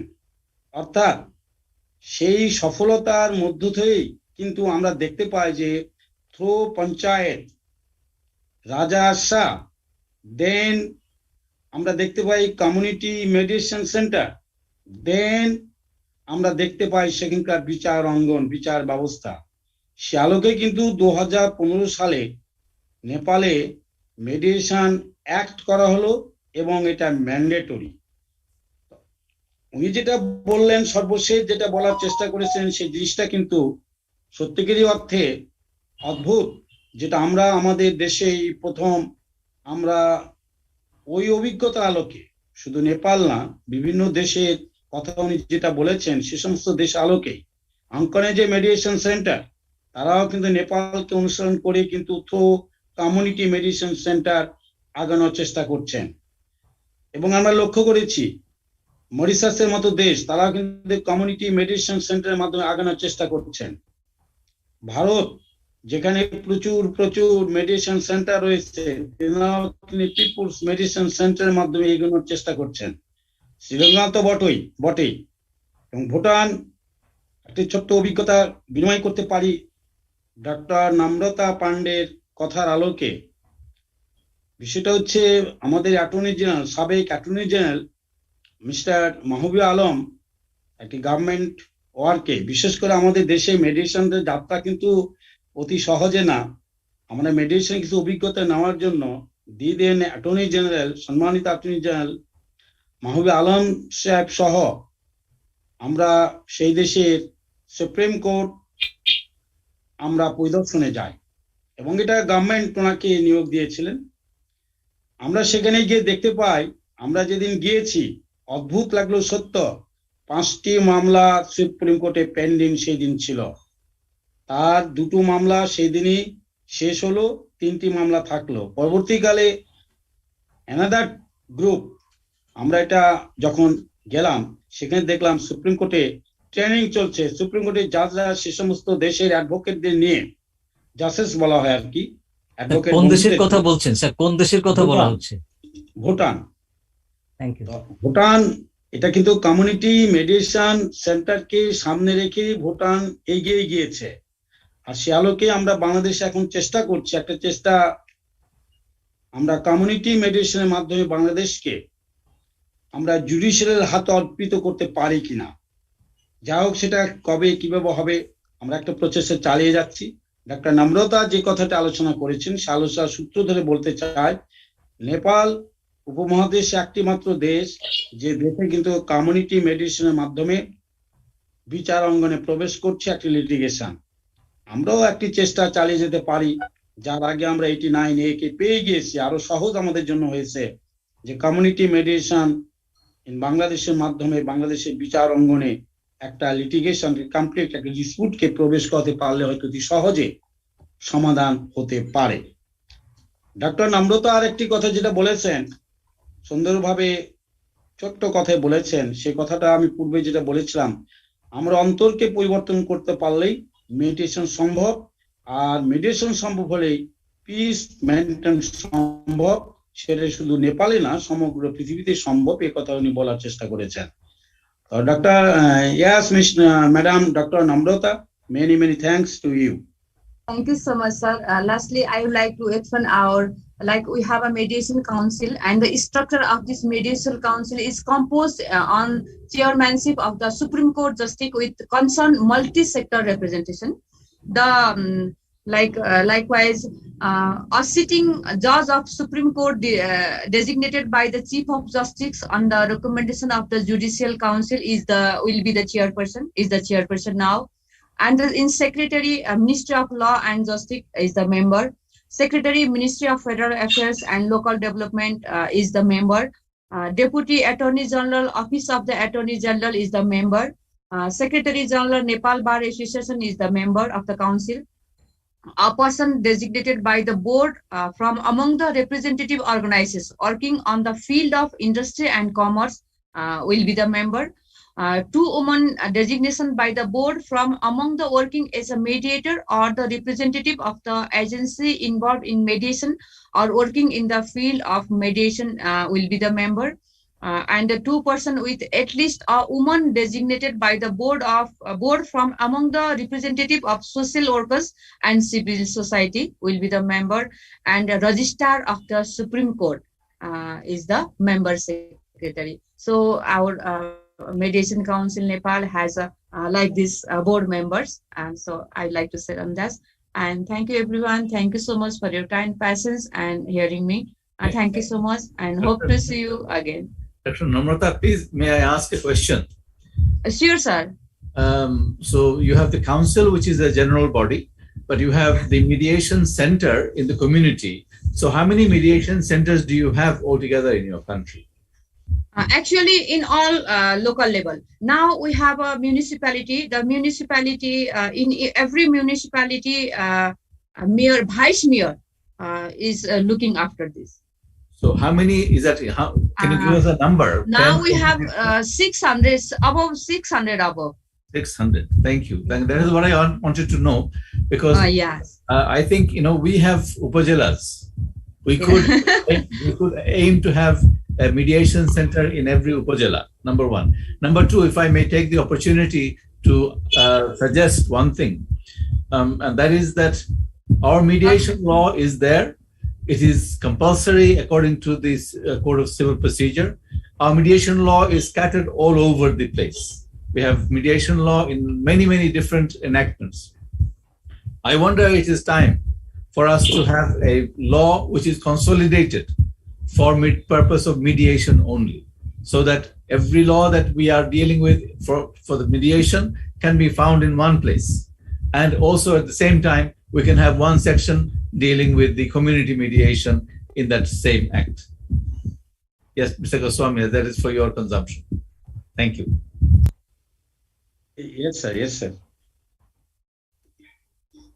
Thank you, Dr. Namrata Pandey, and I thank our chairman, BIMS chairman, Dr. S.N. Goswami, for interpreting the deliberation of Dr. Namrata Pandey.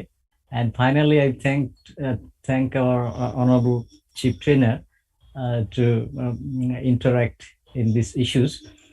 Now we have a very interesting part here. In this session, we'll enjoy demonstration, that is role play. In this session, 3 learned judges will participate. They are Mr.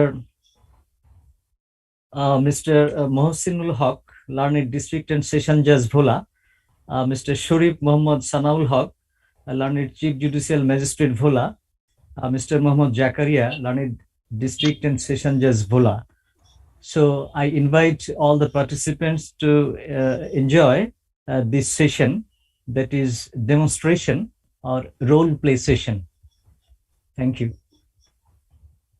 আপনি সাবজেক্টগুলো বলতে পারেন এবং একটা অনুরোধ রাখতে পারেন বাংলায় বলতে বললে সবচেয়ে ভালো, কারণ এমন কিছু ব্যক্তি এখানে যোগদান করেছেন তো বিশেষ একটা বলতে আপত্তি নাই। এটা প্রাইম মিনিস্টার অফিস এখানে ইন করেছেন, উনি চাচ্ছেন যে ওনার কিছু লোকজন ওখানে রয়েছে যে বাংলায় যদি এক্স্যাক্টলি স্যার, আমি বলছি আমাদের যে বিষয়গুলো রয়েছে এটা হচ্ছে sources of mediation, conflicts and define mediation. তো আমার মনে হয় আমরা প্রথম ডেমনস্ট্রেশন দেখতে পারি সোর্সেস অফ মিডিয়েশনের উপরে, এবং পর্যায়ক্রমে বাকি 2টা টপিকের উপর আমরা ডেমনস্ট্রেশন দেখব। আমি আমন্ত্রণ জানাচ্ছি আমাদের বিজ্ঞ বিচারক বৃন্দকে শুরু করার জন্য। আসসালামু আলাইকুম, অপরাহ্ন। আমি আর 2 মিনিট একটু সময় চাই, 2 minute just.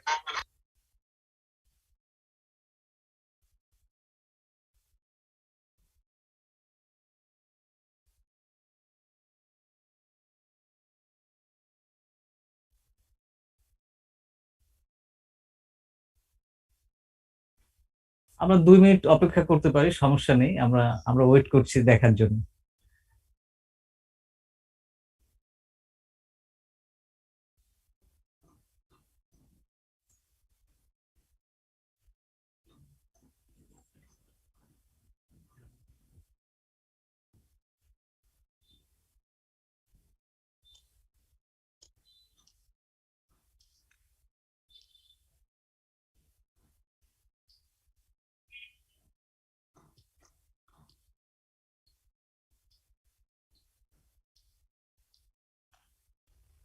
Chief judicial magistrate কিছু বলতে চায় Pankaj sir? Thank you very much. আসলে বাংলা যেহেতু বলার জন্য বলা হয়েছে, আমি বাংলাতেই বলছি। আমাদের রোল প্লে বলতে আসলে যেভাবে বোঝায় যে আমরা যেটা জানি অনেক সময় যে আমরা একটা ভূমিকায় অবতীর্ণ হই, নিজেকে রিপ্রেজেন্ট করি। আসলে আজকে আমাদের যেটি করতে বলা হয়েছে, মূলত যে বিষয়গুলো আমাদের সম্মানিত সঞ্চালক বলেছেন যে সোর্সেস অফ মিডিয়েশন, তারপর ল, তারপরে হচ্ছে কনফ্লিক্ট এবং অন্যান্য বিষয়গুলোর উপরে আমাদেরকে বলতে বলা হয়েছে। এখন আমি অনুরোধ করবো যাতে আমরা কেউ কনফিউজড হয়ে না যায় যে আমরা রোল প্লে করবো অ্যাজ সাচ, যে আমি মিডিয়েটর হিসেবে রোল প্লে করছি কিংবা আমি লিটিগ্যান্ট হিসেবে রোল প্লে করছি, এরকমটি নয়। আমরা মূলত এই বিষয়গুলো এতদিনের 4 দিনের যে আমাদের ট্রেনিং দেওয়া হলো, আমরা যেটা দেখলাম, যতটুকু চেষ্টা করেছি শেখার, সেইগুলোর আলোকে আমরা একটু কথা বলবো। এটি হচ্ছে আমার বিষয়, যাতে আমরা অন্য পার্টিসিপেন্ট যারা রয়েছেন তারা আবার হতাশ না হন। কারণ আমরা রোল প্লে বলতে যেটা বুঝাচ্ছি বা আমরা স্বাভাবিকভাবে যেটা বুঝি সেরকমটি ঠিক নয়, এটাই বলতে চেয়েছি। ঠিক আছে, ধন্যবাদ সেটা বললেও হবে। আমি এইভাবে বুঝেছিলাম আর কি। যাই হোক, রোল প্লেটা হলে বেশি সুন্দর হতো, সবার জন্য সুন্দর হতো। যাই হোক, আপনারা আপনাদের মতো করে বলবেন। সবাইকে আমন্ত্রণ জানাচ্ছি অংশ নেওয়ার জন্য। জি জি mister Kundu, thank you very much. আসলে রোল প্লে আমি যেটা আবারও বলছি যে রোল প্লে করতে পারলে আমারও ভালো লাগতো, যে আমরা একটি ডেমনস্ট্রেশন অফ মেডিয়েশন, আমরা সেখানে কেউ হয়তো লিটিগেন্টের ভূমিকায় থাকতাম, কিভাবে একজন মেডিয়েটর কাজ করছেন, কিভাবে একটি সফল মেডিয়েশন হচ্ছে সেটি করতে পারলে আমাদের ভালো লাগতো। আমার মনে হয় যে বিমস যদি আমাদের এই কোভিড পরিস্থিতি উত্তরণ হওয়ার এটা পরে আমাদের session সশরীরে এটা যখন, হবে। জি সশরীরে যখন হবে তখন হয়তো আমরা করতে পারবো, আমি আশা করি ইনশাল্লাহ we shall play very vital role and active role in that cricket. Next সেশনে সেটা হবে আশা করছি। জি থ্যাংক ইউ।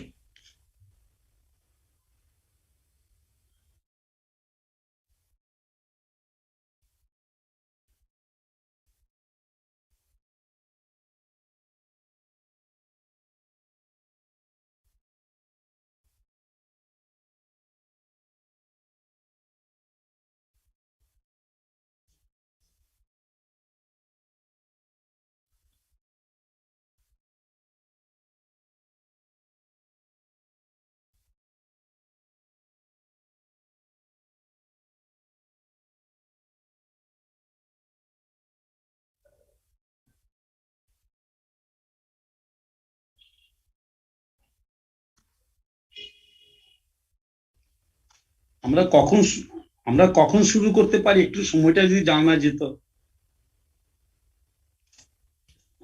আমি বলছি জি, আসসালামু আলাইকুম। বলছি আমাকে কি শোনা যায়? আসসালামু আলাইকুম। হ্যাঁ, আমরা কখন স্টার্ট করতে, হ্যাঁ শোনা যায় আচ্ছা, আমরা শুরু করে দিতে চাই, এখনই শুরু করে দিতে চাই। আমাকে যদি একটু কোহোস্ট করা যায় তাহলে আমি হয়তো স্ক্রিনটা শেয়ার দিতে পারবো। ইয়েস স্যার আপনি এমনিতেই শেয়ার দিতে পারবেন, পারমিশন দেওয়া আছে। আচ্ছা, আসসালামু আলাইকুম, সবাইকে আন্তরিক শুভেচ্ছা এবং অভিনন্দন। প্রথমে আমি বিমসকে ধন্যবাদ দিতে চাই এই জন্য, বন্ধ করে দাও, যে এই ধরনের একটি মেডিয়েশন ট্রেনিং এ 40 ঘন্টা ব্যাপী যেটা চলছে, সেই মেডিয়েশন ট্রেনিং এ আমাদেরকে অংশগ্রহণের সুযোগ দেওয়ার জন্য। আমাদের আজকে আমরা টিম সাজিয়েছি, আমাদের সর্বপ্রথম বক্তা মোহাম্মদ জাকারিয়া, এবং আমাদের সাথে আরো রয়েছেন শরীফ মোহাম্মদ সানাউল হক, চিফ জুডিশিয়াল ম্যাজিস্ট্রেট ভোলা, আর মোহাম্মদ জাকারিয়া যুগ্ম জেলা ও দায়রা জজ ভোলা। আমি মোহাম্মদ জাকারিয়াকে আমাদের পর্বের উদ্বোধনী কার্যক্রম শুরু করার জন্য আহ্বান জানাচ্ছি। মোহাম্মদ জাকারিয়া। আসসালামু আলাইকুম স্যার।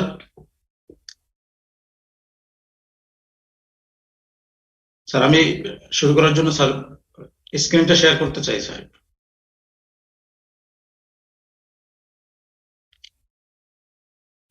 জাহান সাহেব একটু হেল্প করতে পারেন। স্যার পারমিশন দেওয়া আছে, উনি স্ক্রিন শেয়ার করতে পারবেন, কোনো সমস্যা নেই। আচ্ছা আচ্ছা, ঠিক আছে।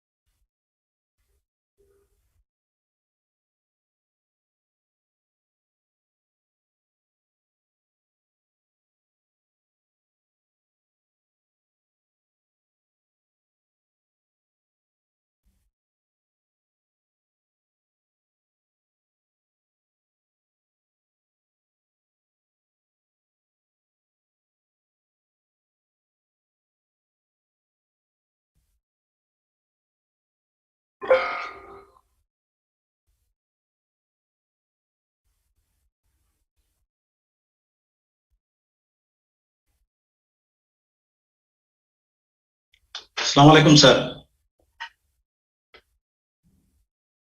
হ্যাঁ জাকারিয়া, আপনি শুরু করে দেন। জাকারিয়া, আপনি শুরু করে দেন। স্যার শোনা যাচ্ছে স্যার? হ্যাঁ, শোনা যায়, audible. Sir, Honorable Justice Muhammad Iman Ali sir, most senior judge, Appellate Division, Supreme Court of Bangladesh, and Lauded Mr. S.N. Goswami, Senior Advocate, Bangladesh Supreme Court, Learned District and Session Judge, যারা মোহাম্মদ মহসিনুল হক,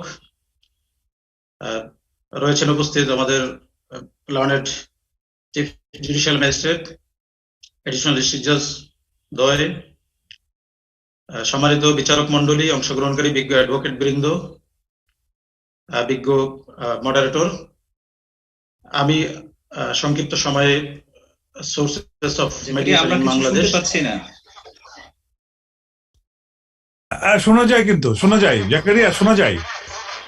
sir sir sir আমি শুনতে পাচ্ছি sir. আমি sources of mediation in Bangladesh এ বিষয়ে কিছু বক্তব্য তুলে ধরব। Sources of mediation in Bangladesh, এখানে আমরা দুটো ভাগে এ বিষয়ে আলোচনা করতে পারি।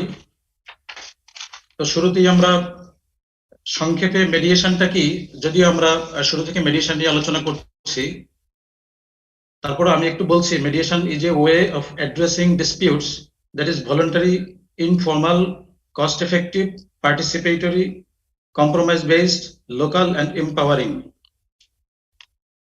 তো মেডিয়েশনটা এ ধরনের একটা পদ্ধতি যেটা খুব সহজে, কম খরচে, অংশগ্রহণমূলক ভাবে এখানে মানুষ আমাদের কাছে কোর্টে বা যে কোনো ধরনের মেডিয়েটরের কাছে যে ধরনের বিরোধ নিয়ে আসে সেগুলো আমরা নিষ্পত্তি করতে পারি।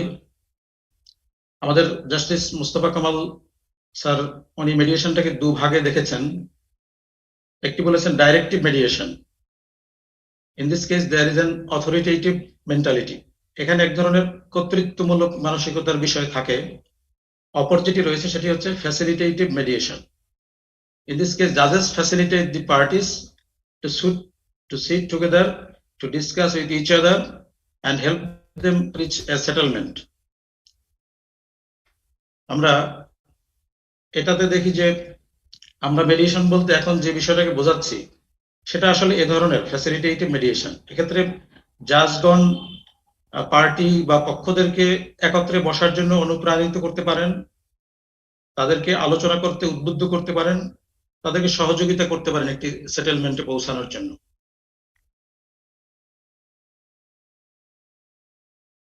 তবে এই মেডিয়েশনটাকে আইনের আলোকে আবার কয়েকটা ভাগে বিভক্ত করা হয় বাংলাদেশে এই মেডিয়েশনটা বিভিন্ন আইনে এসছে।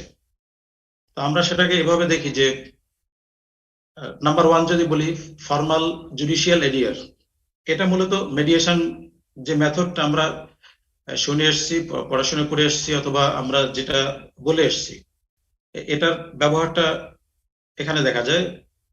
ফর এক্সাম্পল যদি আমরা বলি code of civil procedure or 39 2003 এবং ফ্যামিলি কোর্ট অর্ডিন্যান্সে যে ধরনের বিষয় রয়েছে সেগুলোতে এই মেডিয়েশনের ব্যবহারটা রয়েছে। নাম্বার 2 যদি বলি আমরা, কোয়াসি ফর্মাল স্ট্যাটিউটরি এরিয়ার, এটা মূলত আরবিট্রেশন, সালিশ ধরনের। এখানে বিরোধ মীমাংসা পৌর এলাকা বোর্ড আইন 2004, গ্রাম আদালত আইন 2006 বা সালিশ আইন 2001 এর মধ্যে এটার ব্যবহারটা বেশি রয়েছে। আরেকটা রয়েছে ইনফর্মাল, নন ফর্মাল এডিয়ার, এটা মূলত মধ্যস্থতা বিষয়, কিন্তু এটা স্থানীয়ভাবে সালিশ ধরনের যে মীমাংসা বা বিরোধ নিষ্পত্তি রয়েছে সেগুলোকে বোঝানো যায়। অথবা আমাদের যে দি কোড অফ ক্রিমিনাল প্রসিজার রয়েছে তাতে যে অফেন্স গুলো কম্পাউন্ড করার জন্য বলা আছে সেকশন 345 এ, সেটা এই ধরনের ভাগের মধ্যে পড়বে।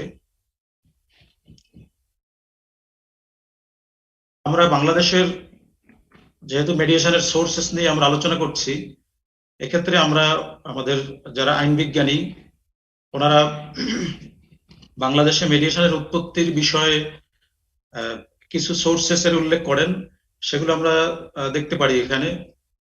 প্রথমত আমার কাছে মনে হলো এই বিষয়গুলো বেশিরভাগই হলো রিলিজিয়াস সোর্সেস, যেমন 4টা হোলি গ্রন্থের কথা বলা হয়েছে, তাওরাত, জাবুর, ইনজিল, কোরআন। এগুলো থেকে মধ্যস্থতা বিষয়ের উৎপত্তি দেখা যায় সাধারণত। দ্বিতীয়ত 4টি বেদ গ্রন্থে এর উপস্থিতি রয়েছে, দি ঋগ ভেদা, দি ইয়জুর ভেদা, দি সমবেদা, দি অথর্ব ভেদা। এছাড়া হিন্দু ধর্মীয় গ্রন্থ রামায়ণ, মহাভারত এবং পুরাণে এই ধরনের মেডিয়েশনের বিধানাবলীর অস্তিত্ব পাওয়া যায়। বৌদ্ধ ধর্মের ত্রিপিটক, মহুয়া, তারপর বাহাই যে গ্রুপ অফ পিপল আছে ধর্মীয়, তাদের কিতাবে আকদাসে এটার উপস্থিতি দেখা যায়। এছাড়াও আমরা রিসেন্ট আমাদের জাতির পিতা বঙ্গবন্ধু শেখ মুজিবুর রহমানের যে 7 মার্চের যে ঐতিহাসিক ভাষণ রয়েছে, সেই ভাষণের মধ্যেও আমাদের একটা মধ্যস্থতার বিষয়ে দেখা যায়। বঙ্গবন্ধু একটি সময় বাংলাদেশ স্বাধীন করার জন্য যে আন্দোলন এবং সংগ্রামের প্রস্তুতি নিচ্ছিলেন, তার মধ্যে একটা সময় তিনি তার প্রস্তাব দিয়ে এই বিষয়টাকে সেটেল করার জন্য চেষ্টা করেছিলেন যুদ্ধবাজ দেশের বিরুদ্ধে। তাদের সাথে কথাবার্তা তিনি নেগোসিয়েশনও করেছিলেন।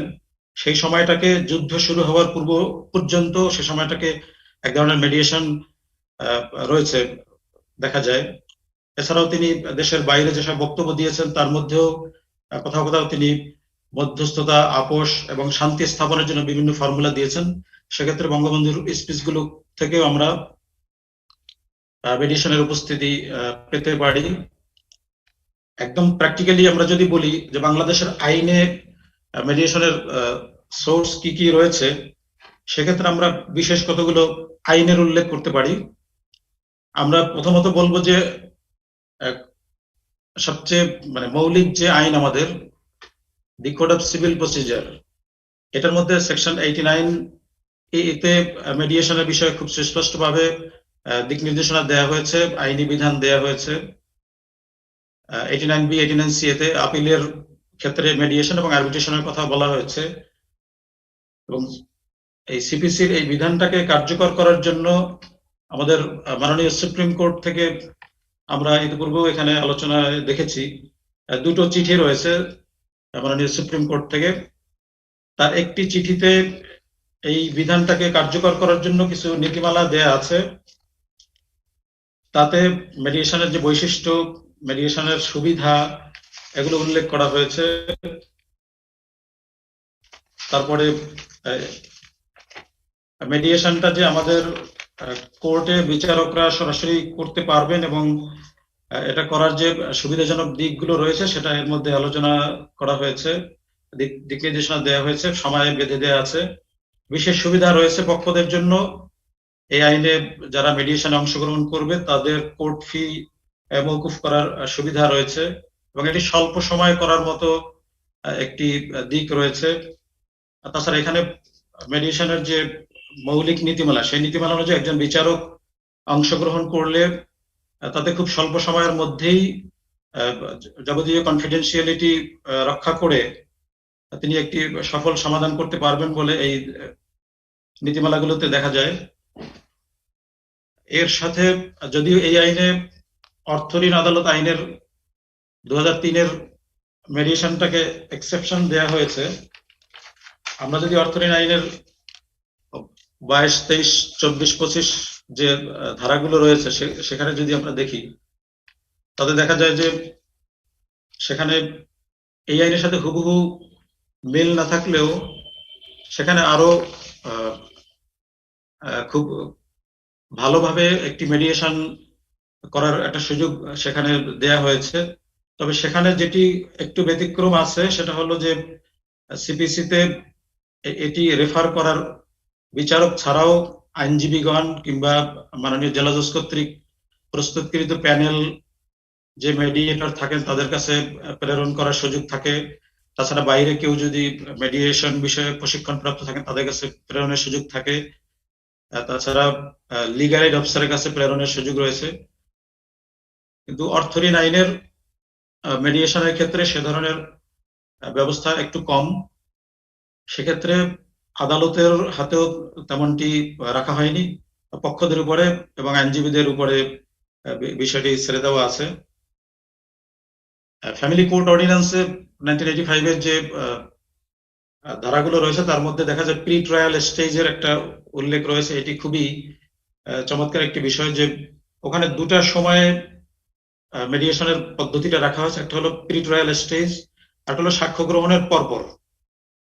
প্রি ট্রায়াল স্টেজ আমরা সবাই প্র্যাকটিস করি, এটা যারা ফ্যামিলি কোর্টে কাজ করি এই সময়টাতে আমরা দেখি যে অনেকগুলো মামলাই মেডিয়েশনের মাধ্যমে নিষ্পত্তি হয়ে যাচ্ছে। এখানে আদালতের উপরে দায়িত্বটা দেওয়া আছে, যদিও পক্ষরা অনেক সময় মীমাংসা করে আমাদের কাছে নিয়ে আসে, আমরা সেটাতে একমত হয়ে মীমাংসার আদেশ দিয়ে দিই। আবার সাক্ষ্য গ্রহণের পরেও আদালতের কাছে এই ক্ষমতা থাকে মীমাংসা করে দেওয়ার। আর মুসলিম ফ্যামিলি লজ অর্ডিন্যান্স 1961 যেটা, এখানে সরাসরি মেডিয়েশনের বিষয়টা না আসলেও এখানে আরবিট্রেশন কাউন্সিল গঠনের এবং তাদের যে দায়িত্বটা রিকনসিলিয়েশন সে বিষয়টি আছে। রিকনসিলিয়েশনটা এক ধরনের মেডিয়েশন আমরা বলি। সেটা পক্ষদের সাথে কথাবার্তা বলে আরবিট্রেশন কাউন্সিলের যিনি প্রধান থাকেন, চেয়ারম্যান আরবিট্রেটর, তিনি এই বিষয়টা মীমাংসা করার চেষ্টা করেন 90 দিনের মধ্যে। এটা আমাদের বাংলাদেশে বহুল প্রচলিত একটু পদ্ধতি এবং আমরা যতটুকু দেখেছি মেডিয়েশনের উৎপত্তির যে বিষয়টা, সেখানে প্রথমেই আমাদের টার্গেট ছিল হচ্ছে এই পারিবারিক ম্যাট্রিমোনিয়াল যেসব ইস্যু সেসব ইস্যু সমাধান করার জন্য। আমাদের শ্রদ্ধেয় জনাব বিচারপতি মোস্তফা কামাল মহোদয় এর নেতৃত্বে আরো কজন আইন বিজ্ঞানীদেরকে একত্রিত করে বাংলাদেশ লিগ্যাল স্টাডি গ্রুপ গঠন করা হয়েছিল এক সময়। ওনারাই প্রথম এই মামলাগুলো দ্রুত নিষ্পত্তি করা যায় কিভাবে সে বিষয়ে চিন্তা ভাবনা করেন এবং একটি পাইলট প্রজেক্ট স্থাপনের জন্য তারা একটা পদ্ধতি হিসেবে মেডিয়েশনকে সকলের সামনে তুলে ধরেন। তখন প্রথমেই এই 1985 সনের পারিবারিক আদালত অধ্যাদেশের নিয়ম আইন অনুযায়ী ভরণ পোষণ, দেনমোহর, বিবাহ বিচ্ছেদ, দাম্পত্য সত্ত্বপ্রণোদয় এসব বিষয়ে মেডিয়েশনের প্রয়োগের বিষয়ে আলোচনা করেন এবং তারা পরিশেষে কমার্শিয়াল যে ডিসপিউটস সেই ডিসপিউট গুলোর ক্ষেত্রে এটা প্রয়োগ করা যাবে বলে মতামত দেন। এছাড়া আমরা যদি বলি, স্পষ্ট ভাবে বলা হয়েছে দি কোড অফ ক্রিমিনাল প্রসিডিওর 1898 এর সেকশন 345 এ, এক্ষেত্রে ওখানে খুব স্পেসিফাই করে দেওয়া আছে 67 অফেন্সেস উল্লেখ করে দেওয়া আছে। এই অফেন্স গুলোর ক্ষেত্রে কম্পাউন্ড করা যাবে, বাকিগুলোর ক্ষেত্রে না করার জন্যই বলে দেওয়া আছে। এটা সাবসেকশন 7 এ স্পষ্ট করে বলে দেওয়া আছে, no offence shall be compounded except as provided by this section. বিভিন্ন সময় আলোচনায় এসছে এই সেকশন গুলোর বাইরেও কেউ কেউ মেডিয়েশন করছেন, কিন্তু আইনে স্পষ্ট করে নিষেধ করে দেওয়া আছে। এখানের এই সেকশন গুলোতে দি হাইকোর্ট ডিভিশন এবং হাইকোর্ট ডিভিশনের ক্ষেত্রে ভূমিকা দেয়া হয়েছে, যারা মেডিয়েশনের প্রয়োগ করতে পারেন এবং আমাদের রিভিশন আদালত, আপিল আদালতেও এই মেডিয়েশনের প্রয়োগের বিষয়টি এখানে উল্লেখ করা আছে। তবে এখানে একটি জিনিস আছে, যেটা কে কম্পাউন্ড করবেন তার বিষয়টা এখানে উল্লেখ করে দেওয়া আছে স্পষ্ট করে, ওই ব্যক্তি দ্বারা কম্পাউন্ড করার সুযোগ রয়েছে। তবে এর বাইরে যাতে না হয়, যেটি বারবারই আলোচনা আসতেছে, সেটা আমরা আদালত হিসেবে আমরা মনে রাখতে পারবো, আমাদের উচিত, এবং বিজ্ঞ অ্যাডভোকেট যারা রয়েছে তাদেরও সেটি মনে রাখা উচিত, যাতে করে আইন বহির্ভূত কোনো বিষয় মেডিয়েশনের মাধ্যমে সমাধান করা না হয়। এছাড়া আরবিট্রেশন অ্যাক্ট 2001 রয়েছে, এটির নামই আরবিট্রেশন, অর্থাৎ সালিশ আইন 2001, মূলত বাংলায় আইনটি এখানে ইংরেজিতে বলা হয়েছে। তারপরও এটার যে সেকশন 22তে দেখা যায় যে মূলত মেডিয়েশনের পদ্ধতি এখানে প্রয়োগ করা হয়েছে, যদিও সমগ্র আইনের নাম সালিশ আইন। সল প্রসিডিউরটা এক ধরনের সালিশি করার জন্য, তার মধ্যেও সেকশন 22তে আবার মেডিয়েশনের পদ্ধতিটা আলাদা করে সালিশি প্রক্রিয়াটাকে সহজ করার জন্য বা এর বাইরে বিকল্প পদ্ধতি হিসেবে মেডিয়েশনের উল্লেখ রয়েছে। বিরোধ মীমাংসা পৌর এলাকা বোর্ড আইন 2004 যদি আমরা দেখি, এখানে এভাবে সরাসরি কোনো মেডিয়েশনের পদ্ধতি বলা হয়নি, তবে আইনের নাম বিরোধ মীমাংসা এবং পৌর মেয়র, যিনি পূর্বের চেয়ারম্যান এখন মেয়র, উনি সদস্যদের সমন্বয়ে গঠিত যে বোর্ড গঠন করেন, সে বোর্ডের মীমাংসার পদ্ধতি এক ধরনের সালিসি প্রকৃতির কিংবা মেডিয়েশন প্রকৃতি। সেই হিসাবে বলা যায় যে এটাতে আমাদের মেডিয়েশনের অস্তিত্ব রয়েছে। সর্বশেষ বলবো যে আইনগত সহায়তা প্রদান আইন 2000 এর ধারা 21(ক)(2) এখানে আমাদের প্রত্যেক জেলায় নিযুক্ত থাকেন একজন লিগ্যাল এড অফিসার। তাকে একটি বিশেষ দায়িত্ব দেওয়া হয়েছে। তিনি তার নিয়মিত কাজের পাশাপাশি যে কোনো আদালত থেকে যদি কোনো মামলা তার বরাবর পাঠানো হয় মেডিয়েশনের জন্য, তিনি সেক্ষেত্রে এটা দায়িত্ব গ্রহণ করে মেডিয়েশন করবেন। লিগ্যাল এডের অফিসারের স্পেসিফিক রেসপন্সিবিলিটি এসছে মেডিয়েশন সংক্রান্ত দিকটা সিভিল প্রসিজিয়ারের যে 89 সেকশন রয়েছে সেখানে তার বরাবর রেফার করবে যে কোনো আদালত, এবং তার রেসপন্সিবিলিটি সম্পর্কে সাবসেকশন 5 এ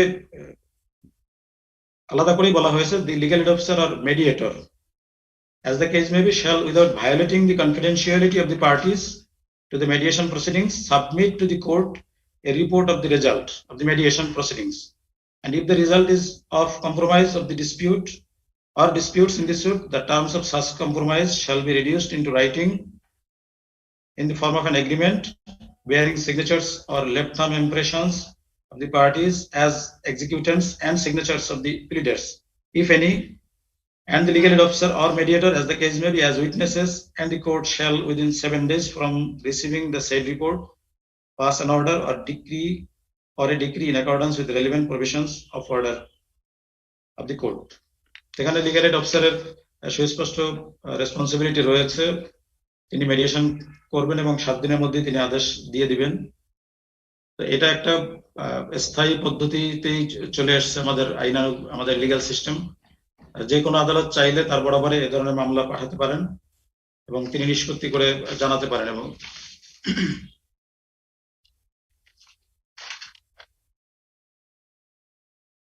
এছাড়া যদি আমরা দেখি এই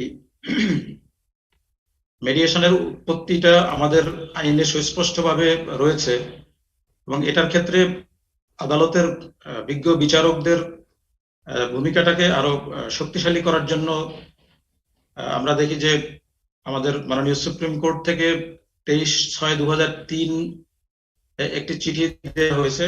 সেই চিঠিতে বিজ্ঞ বিচারকদেরকে এডিআর তথা মেডিয়েশনের মাধ্যমে যদি কোনো মামলা নিষ্পত্তি করা যায়, তাহলে সেক্ষেত্রে ওই একটি নিষ্পত্তির বদৌলতে তার অনুকূলে দেওয়ানি মোকদ্দমা 2টি দোতরফা নিষ্পত্তির সমান ক্রেডিট দেওয়ার কথা বলা হয়েছে, এবং 2টি এডিআর কার্যক্রম যদি উনি হাতে গ্রহণ করেন বা পরিচালনা করেন, সফল হন বা নাই হন, তার অনুকূলে একটি দেওয়ানি মোকদ্দমা দোতরফা নিষ্পত্তির বিষয়ে বলা হয়েছে যে তিনি একটি দেওয়ানি দোতরফা মোকদ্দমা নিষ্পত্তির সমান ক্রেডিট পাবেন। এটি আসলে একটি গুরুত্বপূর্ণ অগ্রগতি যে বিজ্ঞ বিচারকদেরকে এই ধরনের একটি ব্যতিক্রমী এবং একটি জনমুখী একটি বিচার বলবো না, একটি নিষ্পত্তি প্রক্রিয়াকে উৎসাহিত করার জন্য, বিচারকদেরকে উদ্বুদ্ধ করার জন্য এ ধরনের একটি সুযোগ বাংলাদেশ সুপ্রিম কোর্ট দিয়েছে।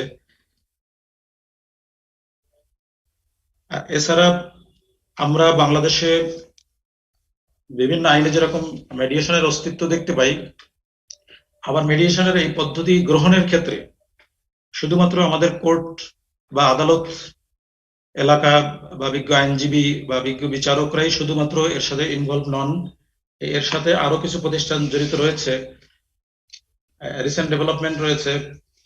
এক্ষেত্রে এনজিও গুলো এগিয়ে এসছে এবং আন্তর্জাতিক পর্যায়ের কিছু প্রতিষ্ঠান রয়েছে যারা এই মেডিয়েশনের কাজগুলো করেন। তারা নিজস্ব বিধিবিধান তৈরি করে নিজস্ব কাঠামোর মধ্যে মেডিয়েশন প্রক্রিয়াকে চালিয়ে নিয়ে যাচ্ছেন এবং তারা মানুষের মধ্যে নানা ধরনের বিরোধকে নিষ্পত্তি করছেন।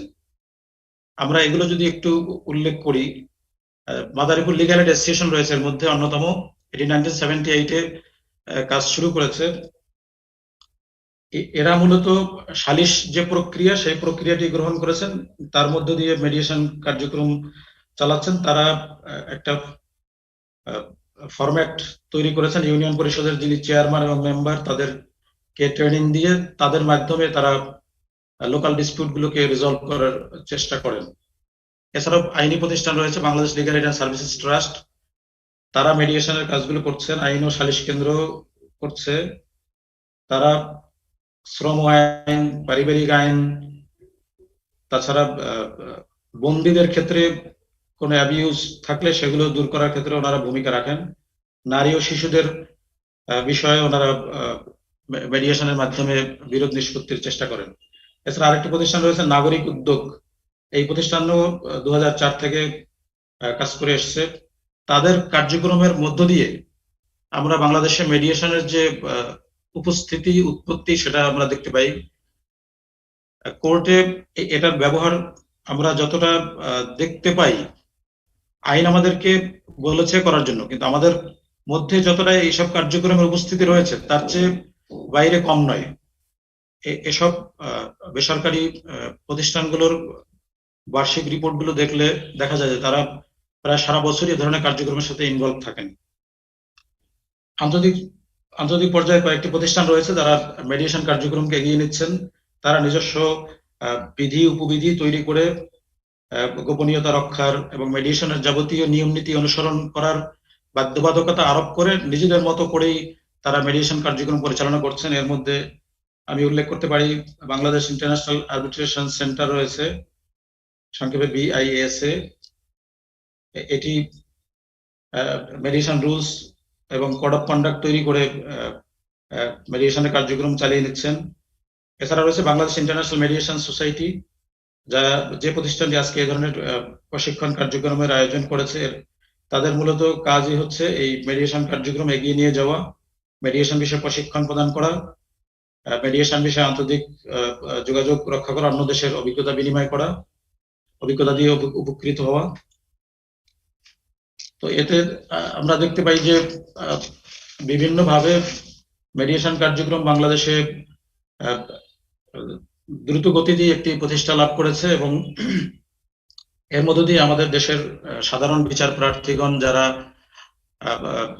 বলা হয় যে কোর্টে বা বিচারের জন্য ঘুরে ঘুরে যারা ক্লান্ত হয়ে যান কিংবা নিজেরা এগিয়ে আসেন মেডিয়েশনের প্রক্রিয়ায় নিজেদের বিরোধ নিষ্পত্তির জন্য, তারা বিরোধ নিষ্পত্তির মাধ্যমে উপকৃত হচ্ছেন।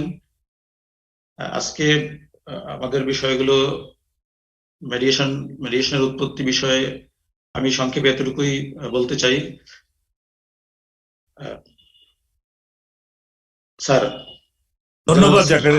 ধন্যবাদ জাকারিয়া তার মূল্যবান বক্তব্যের জন্য। আমরা আসসালামু আলাইকুম স্যার। আমাদের এই পরিবেশনার দ্বিতীয় পর্যায়ে আমরা জাস্ট দ্বন্দ্ব বা কনফ্লিক্ট কি বা এটা কিভাবে নিষ্পত্তি করা যায় সেই বিষয়গুলো নিয়ে খণ্ডিত আকারে একটা আলোচনা সূত্রপাত করব। সম্মানিত প্রধান প্রশিক্ষক জাকারিয়া, একটু স্টপ করে দেন আপনার শেয়ারিংটা। স্যার,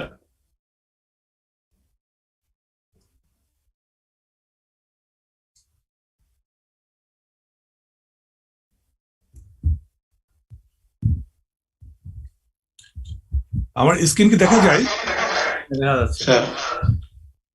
সম্মানিত প্রধান প্রশিক্ষক, বাংলাদেশ সুপ্রিম কোর্ট আপিল বিভাগের মাননীয় বিচারপতি জনাব মোহাম্মদ ইমান আলী স্যার, উপস্থিত বাংলাদেশ ইন্টারন্যাশনাল মেডিয়েশন সোসাইটির চেয়ারম্যান মহোদয় মিস্টার সমরেন্দ্রনাথ গোস্বামী মহোদয়, উপস্থিত বাংলাদেশ এবং বাংলাদেশের বাইরের BIMS এর ডাইরেক্টর মহোদয়গণ, উপস্থিত ভোলা জাজশিপে কর্মরত বিচারক এবং ভোলা আইনজীবী সমিতির সম্মানিত আইনজীবী মহোদয়গণ এবং যারা আজকের এই অনুষ্ঠানে অংশগ্রহণকারী আছেন তাদের সকলকে জানাই আমার বৈকালিক শুভেচ্ছা এবং সালাম। দ্বন্দ্ব কি এই বিষয়ে আলোকপাত করার পূর্বে একটা ছোট্ট গল্প দিয়ে আমরা শুরু করতে পারি। মাহবুব সাহেব হঠাৎ মারা গেলেন। মাহবুব সাহেব মারা যাওয়ার সময় তার 2 ছেলে এবং 4 মেয়ে রেখে মারা গেলেন এবং তার সর্বসাকুল্যে সম্পত্তির পরিমাণ 8 বিঘা। তার 2 ছেলে এবং 4 মেয়ের মধ্যে যেহেতু মাহবুব সাহেব একজন মুসলিম ধর্মের অনুসারী, আমাদের জন্য কিন্তু খুব সহজ সলিউশন আছে এখানে, যে তার 4 মেয়ে যে পরিমাণ সম্পত্তি পাবে তার 2 ছেলে সেই পরিমাণ সম্পত্তি পাবে। যেহেতু তার স্ত্রীও নেই, মাহবুব সাহেবের স্ত্রী মাহবুব সাহেব মারা যাওয়ার আগেই মারা গিয়েছেন, তো এই যে একটা অবস্থা, তার 6 ছেলে মেয়ে জীবিত রয়েছে, তো তাদের মধ্যে যদি সবকিছু মিলে যায় তাহলে আমাদের কিন্তু কোনো বিরোধ হয় না। কিন্তু তাহলে বিরোধটা কেন হচ্ছে? 2 ছেলে আগে থেকেই দেখা যাচ্ছে যে বাবার সবচেয়ে ভালো সম্পত্তি ভোগ দখল করছে। অর্থাৎ আমরা যদি ধরে নিই যে গুলশান এলাকায় 2 বিঘার 2টা প্লট আছে, আর তার গ্রামের বাড়ি যদি আমরা ধরে নিই জামালপুরের কোনো একটা জেলায় কোনো একটা অংশে, তাহলে সেই জামালপুরে রয়েছে বাকি 6 বিঘা জমি। এক্ষেত্রে খুব স্বাভাবিকভাবেই গুলশানের সম্পত্তির সাথে জামালপুরের সম্পত্তির মূল্য যদি এক করা হয়, পরিমাণগতভাবে যদিও সমান, তবুও কিন্তু এই বন্টনটা কিন্তু স্বাভাবিকভাবেই বোনেরা বা অন্যান্যরা যারা রয়েছে তারা কিন্তু মেনে নেবে না। 2 ভাই যদি গুলশানের 2টা নিয়ে বাকি বোনদের সেই 6 বিঘা জমিও দিয়ে দেয়, 4 জন বোনকে 1.5 বিঘা করে, 4 × 6, তারা কিন্তু মানবে না। তাহলে আমরা এখানে এই কনফ্লিক্টের সংজ্ঞাটাকে এইভাবে বলতে পারি, সেটা হচ্ছে যে at one level we are all very familiar with conflict, মানে আমরা সবাই এই কনফ্লিক্ট সম্পর্কে জানি। Conflict is generally viewed as an undesirable negative force in society, অর্থাৎ এই যে নেগেটিভ ফোর্স, 2 ভাই যে নেগেটিভ ফোর্স করছে, এইটাই কিন্তু কনফ্লিক্ট। তাহলে আমরা এটাকে কিভাবে সলভ করতে পারি? এই সলভের জন্য আমরা যেটা করতে পারি, যে প্রথম কথা হচ্ছে যে ইমপ্রুভ রিলেশনশিপ। সম্পর্কের মধ্যে যে বৈরিতা রয়েছে, এই বৈরিতা দূর করার জন্যই কিন্তু আমাদের এই এডিআর বা মধ্যস্থতার বিষয়টা এসে যায়। তাহলে এখানে কাউকে না কাউকে তো মধ্যস্থতাকারীর ভূমিকায় আসতেই হবে। এই জায়গাটাই কিন্তু আমরা কাজ করছি এবং বিমস কিন্তু এই জায়গায় কাজ করছে এডিআর এর মধ্য দিয়ে। দ্বিতীয়ত যেটা, যে রিল্যাক্স অ্যাটমসফিয়ার, অর্থাৎ এখানে স্বস্তিদায়ক একটা পরিবেশ লাগবে আমাদের তাদের মধ্যে। অর্থাৎ আমরা যদি সেই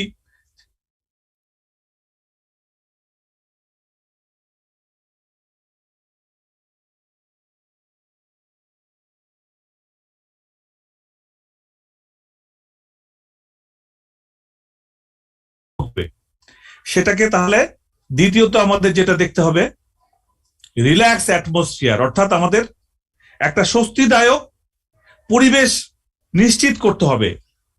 এটাও কিন্তু আমাদের এডিআর এর কাজের একটা অংশ। তৃতীয়ত যেটা আমরা যেটা করতে পারি, ইমপ্রুভ কমিউনিকেশন, অর্থাৎ আমাদের মধ্যে যে গ্যাপ রয়েছে সেটাকে ইমপ্রুভ করতে হবে। কমিউনিকেশন গ্যাপ যেটাকে বলে, কমিউনিকেশন গ্যাপ হয়ে যায়, অর্থাৎ ভাইদের সাথে যদি ভাইদের দূরত্ব সৃষ্টি হয়, বা কোনো কোম্পানির সাথে কোম্পানির দূরত্ব সৃষ্টি হয়, বা পাড়ায় বসবাসকারী 2 প্রতিবেশীর মধ্যে যদি কমিউনিকেশন গ্যাপ হয়, বা আন্তঃরাষ্ট্রীয় কমিউনিকেশন যেটা আমরা ইউক্রেন এবং রাশিয়ার মধ্যে যেটা লক্ষ্য করছি, এই যে কমিউনিকেশনের গ্যাপ, যেটা এই গ্যাপের মধ্যে দিয়ে এটাকে আমাদের ইমপ্রুভ করতে হবে। তারপর হচ্ছে এখানে আরেকটা বিষয় আছে, এম্পাওয়ারমেন্ট। এই এম্পাওয়ারমেন্টটাকে আমরা খুব গুরুত্ব দিয়েছি, অর্থাৎ আমাদের এই দেশের বাস্তব অবস্থায় আমরা দেখেছি যে যদি আমরা চিন্তা করি, কম বেশি যদি 36 লাখ থেকে 38 লাখ মামলার বিষয় আমরা চিন্তা করি, বেশিরভাগ মামলাই কিন্তু দরিদ্র শ্রেণীর লোকজনদের মধ্যে। এটা একটা আমি অ্যাকুরেট ডাটাটা আমি দিতে পারবো না, যদি ভুল হয়ে থাকে আমি ক্ষমা প্রার্থী সবার কাছে। তবে আমার এটা পার্সোনাল, আমাদের 24 বছরের বিচারিক জীবনের অভিজ্ঞতায় দেখেছি যে যদি অলমোস্ট 100টা মামলা থাকে, 100টার মধ্যে 50টারও বেশি মামলা থাকে গরিব মানুষের সাথে গরিব মানুষের, বিশেষ করে সিভিল মামলা এবং ক্রিমিনাল ছোটখাটো যে মামলাগুলো রয়েছে, আর ধান খেতে গিয়ে ধান কেটে নিয়েছে, একটা মোবাইল ছিনতাই হয়েছে, গলা থেকে সোনার হার ছিনতাই করেছে, এই টাইপের মামলাগুলোই আমরা কিন্তু খুবই বেশি পাই। তাহলে এখানে এম্পাওয়ারমেন্টের যে বিষয়টা আসছে, আমরা যদি মানুষের কাজ দিতে পারি, তাদেরকে যদি সেই সুযোগটা করে দিতে পারি, বা তারা যদি ব্যস্ত থাকে অর্থাৎ অলস সময় না কাটায়, অর্থাৎ সকাল থেকে সন্ধ্যা পর্যন্ত যদি একটা কাজের মধ্যে যদি এনগেজ করে দিতে পারি, তাহলে কিন্তু তার একটা ক্ষমতায়ন ঘটবে, অর্থাৎ সে কিন্তু একটা কিছু ব্যস্ত থাকবে এবং এটা রাষ্ট্রীয়ভাবে উৎপাদনশীলতাও বৃদ্ধি পাবে। এই উৎপাদনশীলতার জায়গায় হলে তাহলে কিন্তু মামলা কমবে। কিভাবে কমবে দেখেন, একটা মানুষ যখন কোর্টে আসে তাকে কিন্তু 18 জায়গায় পয়সা দিতে হয়। কিভাবে 18 জায়গায় পয়সা দিতে হয়? প্রথম কথা হলো তার ওই দিনের কাজ নষ্ট হবে। সে যদি শ্রমিক হয় বা কৃষক হয় বা একটা চাকুরিজীবী হয়, সারাদিনের কাজের যে কষ্ট আছে সেই কষ্টটা কিন্তু জাতীয়ভাবে বঞ্চিত হলো, অর্থাৎ রাষ্ট্র কিন্তু তার এই উৎপাদনশীলতার জায়গা থেকে বঞ্চিত হলো। দ্বিতীয়ত, সে একটা ভালো কাপড় চোপড় পরার চিন্তা করবে, তাহলে ওই কাপড়টা তাকে যদি অপরিষ্কার থাকে তাহলে পরিষ্কার পরিচ্ছন্ন করতে হবে, এবং সে চিন্তা করবে যে এটা শুধু পরিষ্কার পরিচ্ছন্ন করলেই হবে না, সেটা একটু সুন্দর করে ঘষা মাজা, যেটাকে বলা হয় যে ইস্ত্রি করা। আচ্ছা, তারপরে তার বাসা থেকে কোর্ট কিন্তু ম্যাক্সিমাম মানুষের বাসায় কিন্তু অনেক দূরে, ঢাকা শহর হলে তো কোনো কথাই নাই, যদি হাইকোর্ট ডিভিশনে তার মামলাটা থাকে, আর অ্যাপিলেট ডিভিশন পর্যন্ত গেলে তো তার অবস্থা কোন জায়গায় গিয়ে ঠিকবে সেটা আমরা বলতে পারি না আর কি। তাহলে দেখেন, সে কিন্তু বাসে বা ট্রেনে বা যেভাবেই হোক একটা কমিউনিকেশন ব্যবহার করতে হলো তাকে।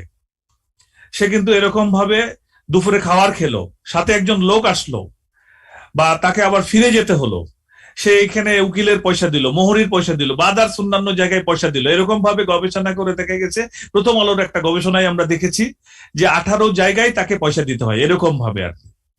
তো এখানে আরেকটা গবেষণায় দেখা গেছে যে একটি দেওয়ানি মামলা বা একটি ফৌজদারি মামলা যদি 1 বছর ধরে চলে, তাহলে দেখা যায় যে শুধু রাষ্ট্রের ব্যয় হয়, একটা ইলেকট্রিসিটি বিল থেকে শুরু করে, তার এসি খরচ থেকে শুরু করে, বিচারকের বেতন থেকে শুরু করে, স্টাফের বেতন থেকে শুরু করে, কম্পিউটারের কালি থেকে শুরু করে, কাগজ থেকে শুরু করে, এভরিথিং, সব জায়গায় 1 বছর একটা মামলা চললে সেই মামলার কস্ট দাঁড়ায় 1 লক্ষ টাকা বাংলাদেশে, রাষ্ট্রের খরচ দাঁড়ায়। তাহলে তো একটা মামলার ক্ষেত্রে যদি এইরকম কষ্ট হয়, তাহলে তাকে যদি ক্ষমতায়ন করে দেওয়া যায়, সে তো সময় পাবে না, ওই অন্যের জমিতে গিয়ে ধান কাটার সময় পাবে না, তাকে তাহলে কাজের মধ্যে যদি এনগেজ করতে পারি, আমরা তার ক্ষমতায়নটাকে যদি বৃদ্ধি করতে পারি, বিশেষ করে এখন আমরা যেটা ওম্যান এম্পাওয়ারমেন্টের কথাটা বলছি, নারীর ক্ষমতায়নের কথা বলছি, সেই নারীর ক্ষমতায়নের জায়গায় কিন্তু আমরা অনেক দূর এগিয়েছি। ঠিক সেই রকম ভাবে জাতীয়ভাবে মানুষগুলোকে যদি শুধুমাত্র দক্ষ এবং যোগ্য করে গড়ে তুলতে পারি আমরা, তাহলে কিন্তু এখানে বিরোধ অনেকাংশেই আমরা নিষ্পত্তি ঘটাতে পারবো।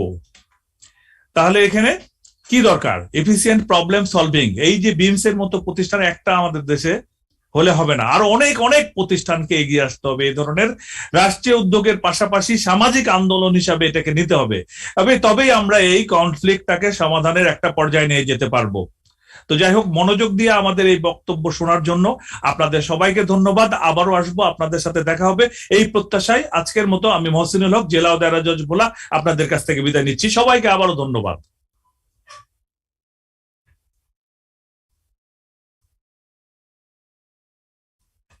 শরীফ মোহাম্মদ সানাউলকে হককে আমি আহ্বান জানাচ্ছি, চিফ জুডিশিয়াল ম্যাজিস্ট্রেট ভোলা, আমাদের পরবর্তী পর্বটি পরিচালনা করার জন্য। শরীফ মোহাম্মদ সানাউল হক।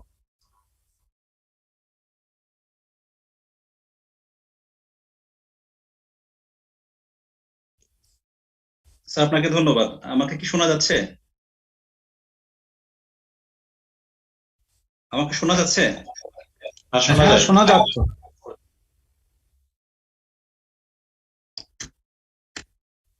স্যার, আমি স্বাগত জানাচ্ছি আমার অংশে।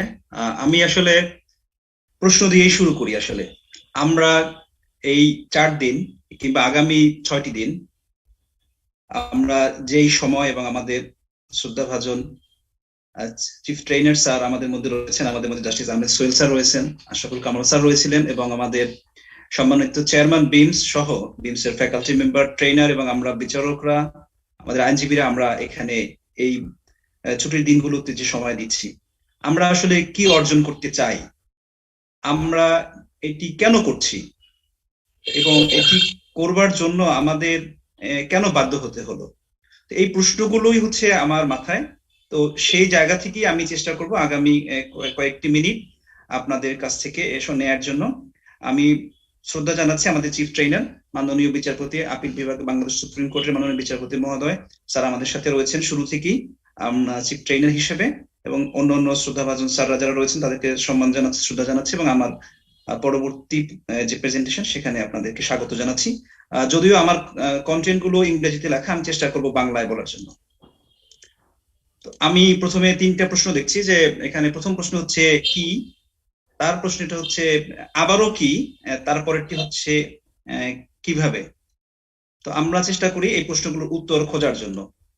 প্রথমে আমরা যেটি দেখলাম যে আমার জন্য বরাদ্দকৃত রয়েছে 3টি বিষয়, সেটি হচ্ছে ডেফিনেশন অফ মেডিয়েশন, অর্থাৎ এই মেডিয়েশন কিংবা মধ্যস্থতা বিষয়টি কি, পরবর্তীতে হচ্ছে স্টেজ অফ মেডিয়েশন, কোন কোন পর্যায়ে এটিকে আমরা মধ্যস্থতার কয়েকটি পর্যায়ে রয়েছে সেটি দেখব, সেটিও একটি কি, আর আরেকটি রয়েছে যে রোল অফ মেডিয়েটর, অর্থাৎ মধ্যস্থতাকারীর কি ভূমিকা রয়েছে। আমরা এই 3টি প্রশ্নের উত্তর খোঁজার জন্য আমরা প্রথমে মেডিয়েশন এই কথাটি আমরা এই বিগত 4টি দিন ধরে আমরা শুনছি, তারপরেও আজকের প্রশিক্ষণে আমরা অনেক সময় ব্যক্তিগত অভিজ্ঞতা যখন শেয়ার করছিলাম কেউ কেউ, সেক্ষেত্রে আমরা দেখেছি যে মেডিয়েশন, আরবিট্রেশন, সালিশ অনেকটা একীভূত হয়ে যাচ্ছে, একাকার হয়ে যাচ্ছে। সেজন্য আমরা একটু চেষ্টা করি মেডিয়েশন কি এটা বোঝার জন্য, যদিও আমরা অনেক সংজ্ঞা পেয়েছি, আমাদের এর আগে যারা সেশন নিয়েছেন তারা সেগুলো বলেছেন। আমরা জানি যে এটা মেডিয়েট শব্দ থেকে মেডিয়েশন এসেছে, এখানে এর বাংলা অর্থ হচ্ছে মধ্যস্থতা করা, সংক্ষিপ্তভাবে মধ্যস্থতা করা, কিন্তু আমাদের বিভিন্ন আইনে এটাকে বিভিন্নভাবে সংজ্ঞায়িত করা হয়েছে। তো আমরা এখানে কয়েকটি সংজ্ঞা দেখতে পাচ্ছি, যে বিরোধ কিংবা বিবাদ নিষ্পত্তির জন্য দুটি পক্ষের মধ্যে বিরোধ বা বিবাদ নিষ্পত্তি করা। আর একটি সংজ্ঞা বলা হচ্ছে যে দুটি পক্ষের মধ্যে আমি তো শেয়ার করছি, চেঞ্জ হচ্ছে না, প্রথম স্লাইডটাই আছে চেঞ্জ আমার এখানে কিন্তু হচ্ছে আসলে, সরি আমি দেখি স্যার আপনি আরেকবার ট্রাই করতে পারেন। চেঞ্জ হচ্ছে না মিস্টার শরীফ সানাউল হক, হ্যাঁ স্লাইড চেঞ্জ হচ্ছে না, প্রথমটাতে রয়ে গেছে, ওয়েলকামে রয়ে গেছি আমরা, ওয়েলকাম। স্যার আমার এখানে কিন্তু চেঞ্জ হচ্ছে স্যার, টেকনিক্যাল সমস্যা। আবার শুরু করতে পারেন, একবার ক্লোজ করে শুরু করলে বোধহয় আবার ঠিক হয়ে যাবে। আপনি এন্টার দিয়ে চেষ্টা করতে পারেন। হ্যাঁ এবার হয়েছে, ওকে আসছে, এখন আসছে। চেঞ্জ হচ্ছে কিনা? হ্যাঁ আমরা দেখতে পাচ্ছি যে চেঞ্জ হয়েছে, আমরা 2 নম্বর স্লাইডে দেখতে পাচ্ছি আর কি, definition of mediation. G, mediation এখানে আমরা দেখতে পাচ্ছি এটি ফ্লেক্সিবল, ভলান্টারি, কনফিডেন্সিয়াল একটা পদ্ধতি, অর্থাৎ বাংলাতে আমরা যদি বাংলা করতে চাই, সরল বাংলাতে দেখা যাচ্ছে এটি খুবই নমনীয় একটি বিষয়, ঐচ্ছিক একটি বিষয়, এবং এটার মধ্যে আমরা যে আমাদের কনফিডেন্সিয়ালিটি অর্থাৎ গোপনীয়তা রক্ষা করার যে বিষয়টি রয়েছে সেটি রয়েছে, এবং এটাকে একটি এডিএর টুলস হিসেবে দেখানো হয়েছে। তো আমরা যদি মনে করি যে আসলে মেডিয়েশনটা কি, এখানে আমরা দেখতে পাচ্ছি, আমার এখানে ছবি একটা আছে, দেখা যাচ্ছে কিনা একটা কার্টুন, এটা স্থির হয়ে গেছে মোহাম্মদ সানাউল হক, একটু আমার মনে হয় কার্সারটা ব্যবহার করলে আপনি অ্যারো, হ্যাঁ এবার পেয়েছি আমরা দেখতে। সেটাকে দেখা যাচ্ছে ছবিটা, পেঙ্গুইনটা দেখেছো? হ্যাঁ এবার দেখা যাচ্ছে। ওকে আচ্ছা, আমি টেকনিক্যাল বিষয়টা হয়তো এক্সপার্ট না, কিন্তু হওয়া উচিত ছিল। যাই হোক, আমরা দেখতে পাচ্ছি যে এখন একজনের হাতে তলোয়ার আছে, মাঝখানে আমরা দেখতে পাচ্ছি যে একজন ব্যক্তি মধ্যস্থতা করছে। আমরা যদি এইবারে দেখতে চাই যে এখানে আসলে আমাদের বিষয়টা কি এত সহজ নাকি কঠিন, এখানে আমরা দুটো পেঙ্গুইনের মাঝখানে একটা পেঙ্গুইন দেখতে পাচ্ছি, এখানে কিন্তু কোনো অস্ত্র নেই, এরা কি খুব সহজে এভাবে মেডিয়েশন করা যায়? আবার পাশের ছবিতে আমরা দেখতে পাচ্ছি দুটো মস্ত হাতির মাঝখানে একজন ব্যক্তি দাঁড়িয়ে আছে, দুটো হাতিকে কি আসলে এক টেবিলে আনা যায়? তো আমরা যদি এভাবে দেখতে চাই, তাহলে মেডিয়েশনকে আমরা আমাদের আইন কিভাবে ব্যাখ্যা করেছে, আমাদের কোড অফ সিভিল প্রসিডিউরে কিন্তু মেডিয়েশনে কোনো সংজ্ঞা দেওয়া হয়নি, কিন্তু ব্যাখ্যা করা হয়েছে, এক্সপ্লেনেশন দেওয়া হয়েছে, এক্সপ্লেইন। সেখানে মেডিয়েশনকে ইংরেজিতেই ব্যাখ্যা দেওয়া হয়েছে যে mediation under this section shall mean flexible, informal, non binding, confidential, non-adversarial and consensual dispute resolution process in which the mediator shall facilitate compromise of disputes in the suit between the parties without dictating or directing the terms of such compromise. এখানে কয়েকটি শব্দ ব্যবহার করা হয়েছে যেটি আমরা এর আগে দেখেছি যে আমরা নমনীয় আমরা আদালতের পদ্ধতি তার বাইরে গিয়ে একটি ইনফর্মাল অনানুষ্ঠানিক পদ্ধতি নন বাইন্ডিং অর্থাৎ এটাতে কোনো পক্ষ বাধ্য থাকতেই এবং আমরা এর আগে দেখেছি যে গোপনীয়তার বিষয়টি এখানে রয়েছে। তো এখানে সম্মতি ভিত্তিতে হচ্ছে সিদ্ধান্ত করা হবে, কিন্তু এখানে তিনি মধ্যস্থতাকারী হিসেবে কাজ করছেন, তিনি কোনোভাবেই তার সিদ্ধান্ত কারো উপরে চাপিয়ে দিতে পারবেন না। তো আমরা এখানে তাহলে বলতে পারি যে মেডিয়েশন হচ্ছে একটি পদ্ধতি, মূলত একটি পদ্ধতি যেখানে দুটি পক্ষকে একটা পারস্পরিক সম্মতির ভিত্তিতে অর্জিত সমাধানের দিকে পরিচালিত করতে মধ্যস্থতা সহায়তা করে এবং এর মাধ্যমে দুটি পক্ষ তাদের বিরোধ থেকে মীমাংসায় উপনীত হয়। আমি এখানে ছবি দিয়েছি একটি, এটা হচ্ছে মেডিয়েশন আর একটা হচ্ছে মেডিটেশন। আমি একটু প্রশ্ন করতে চাই, আমরা স্যারদের না আমাদের যারা অন্যান্য প্রশিক্ষণার্থী রয়েছেন, আপনারা কি এই দুটোর মধ্যে কোনো পার্থক্য বা সম্পর্ক খুঁজে পান?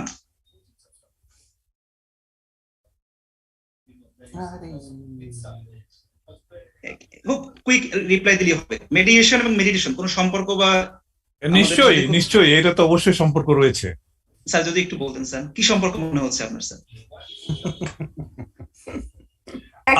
আমার দৃষ্টিতে যদি এক কথাই বলতে হয় তাহলে এটা হলো যে স্থির করা, অর্থাৎ যে বিরোধটি রয়েছে সেটা আমরা প্রথমে স্থিরতার সাথে চিন্তা করব, খুব সুস্থির ভাবে চিন্তা করব, আমাদের মনস্তত্ত্বটাকে স্থির পর্যায়ে নিয়ে যাব। এটাই আমার একটা সংক্ষিপ্ত অবজারভেশন। সরি আমি বলবো please? G ma'am, please please please ma'am. Mediated করা ওটা হলো আমাদের ফিজিক্যাল, যেটা মেডিয়েশনটা ওটা আমাদের ফিজিক্যাল ব্যাপার, আমাদের স্বাস্থ্যের ব্যাপার। আরেকটা যেটা হচ্ছে মেডিয়েশন, এটা হচ্ছে আমাদের যেটা নিয়ে আমরা আলোচনা করছি সেটা সাবজেক্ট ম্যাটারটা। এই যে প্রথমটা যেটা আছে মাঝখানে একজন মেডিয়েটর আছে, দুইটা পার্টি। আর যেটা একটা আছে আমাদের দ্যাট ইজ ফিজিক্যাল, আমাদের কনসেন্ট্রেট, এটা আমাদের ফিজিক্যালি আমরা সকালবেলা ভোরবেলা yoga, simple is an yoga. Am I correct? Ma'am আমি কোনো উত্তর দিব না, অন্য কেউ কিছু অ্যাড করবেন কিনা ম্যাম? আমি একটু অ্যাড করি। বিষয়টা হলো যে একটা হলো যে মেডিয়েশন, প্রথম যেটা সেটা হলো দুইজনের বিরোধটাকে অন্য থার্ড পার্টি তো তাদেরকে স্থির করতেছে। আর পরে যেটা মেডিটেশন সেটা হলো নিজেকে নিজে স্থির করা। Thank you sir. এখানে অন্য কেউ আসতেছে না, নিজেকে নিজেই শান্ত অবস্থায় নিয়ে আসে। আর প্রথমটা হলো দুইজনকে থার্ড পার্টি শান্ত অবস্থায় নিয়ে আসে। Thank you sir. আমাদের আর কেউ কোনো অ্যাড করবে কিনা? আমি সামনে আগাবো যদি আমার সেকেন্ডটা মনে হচ্ছে আমরা যোগা করি কিন্তু অনেক সময় এরকম ক্লিন নদীর পাড় অথবা খুব একটা সুন্দর পরিবেশে, দ্যাটস আমাদের মেন্টাল পিসের জন্য ফর ফিজিক্যাল হেলথ। আমার কাছে সেকেন্ডটা তাই লাগছে। Thank you ma'am. আসলে মেডিয়েশন এবং মেডিটেশন দুটা থেকেই আসে পিস, মেডিটেশন থেকেও আসে পিস আর মেডিটেশন থেকেও আসে peace. Thank you very much sir. প্রত্যেকেই কারেক্ট, ইনফ্যাক্ট প্রত্যেকেই কারেক্ট। আবার বিনয়ের সাথে বলছি, প্রত্যেকের একটু লক্ষ্য করার ক্ষেত্রে আমাদের একটু আমরা ফোকাসটা যেখানে করেছি সেই জায়গাটাতে হচ্ছে আমাদের একটু সমস্যা, সেখানে আমরা যাব। কারণ আমরা স্যার একটি সেশন নিয়েছেন what is conflict, understanding the conflict. মেডিয়েশনের ক্ষেত্রে খুব গুরুত্বপূর্ণ একটি বিষয় হচ্ছে what is the bone of contention, সেটাকে বের করা। আমরা অনেক সময় আমাদের ফোকাসটা কিন্তু অন্য জায়গায় যাতে না যায় সেজন্য কিন্তু আমাদের এই ফোকাস থাকতে হবে। এটাই আমি ব্যাখ্যা করার জন্য এটা করেছি। আর একই সাথে সবাই প্রত্যেকেই সঠিক কথাই বলেছেন। স্যার যেটা বলেছেন অবশ্যই একই বিষয়, যে দুটো ক্ষেত্রেই পিস আসবে। আমাদের এই পিসের জন্যই আজকের এই আমাদের মেডিয়েশনের মাধ্যমে এগিয়ে যাওয়া, এবং আমাদের সম্মানিত ডিআইজি উনিও যেটি চেষ্টা করেছেন পিস আনার জন্যই উনি ওনার এন্ডাভার দিয়েছিলেন। আমি দেখতে পাচ্ছি এখানে স্যার একটা পার্থক্য, শুধু টি, only A T sir. In mediation আমরা কিন্তু এই টিটা স্যার নেই স্যার, আর এখানে মেডিটেশনে কিন্তু একটা টি রয়েছে। আমরা যেহেতু সবাই খুব বেশি অনেক দিকে চিন্তা করতে যাচ্ছিলাম, আমরা কিন্তু বানানটার দিকে কেউই খেয়াল করিনি স্যার। অনেক সময় স্যার আমরা মধ্যস্থতা করতে গেলে দেখা যাচ্ছে যে জমি নিয়ে বিরোধ কিংবা দুটো পরিবারের মধ্যে বিরোধ হচ্ছে, কিন্তু আসলে মূল বিরোধটা কি নিয়ে এটি কিন্তু আদালতের বাইরে থেকে যায় স্যার। আদালত কিন্তু এই প্রশ্নটি করতে পারে না। আমরা সাক্ষ্য দেখি, অ্যাডভোকেট সাহেবদের আমাদের আর্গুমেন্ট শুনি, নজির পড়ি, কিন্তু আসলে এই যে কোথা থেকে সূত্রপাত, কেন সূত্রপাত, সেই হোয়াই প্রশ্নটা কিন্তু স্যার আমরা করা হয় না, এবং আমরা কিন্তু একটু ছোট্ট টি এর যে ব্যবধান থাকে সেই ব্যবধানটা কিন্তু আমাদের চোখ অনেক সময় এড়িয়ে যায় স্যার। আমি সবাইকে ধন্যবাদ জানাচ্ছি যে আমার এখানে প্রশ্নটিতে উত্তর দেওয়ার জন্য। প্রত্যেকেই সঠিক ছিলেন, আবার আমরা যদি খেয়াল করি তাহলে আমাদের প্রত্যেকেরই টিটা এড়িয়ে গিয়েছে।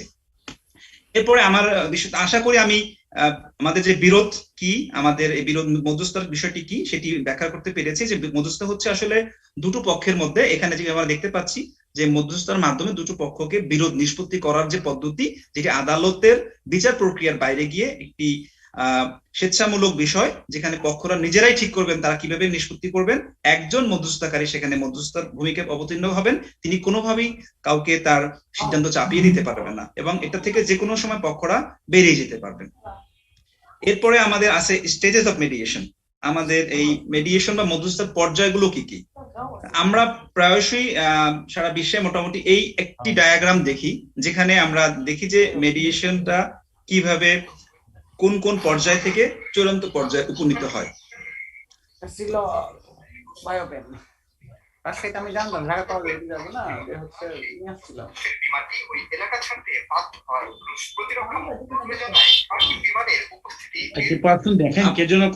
মিস্টার সাইফুল ইসলাম, আপনার অডিওটা অন আছে। Mister Saiful Islam, judicial magistrate, আপনার অডিওটা প্লিজ একটু বন্ধ করবেন।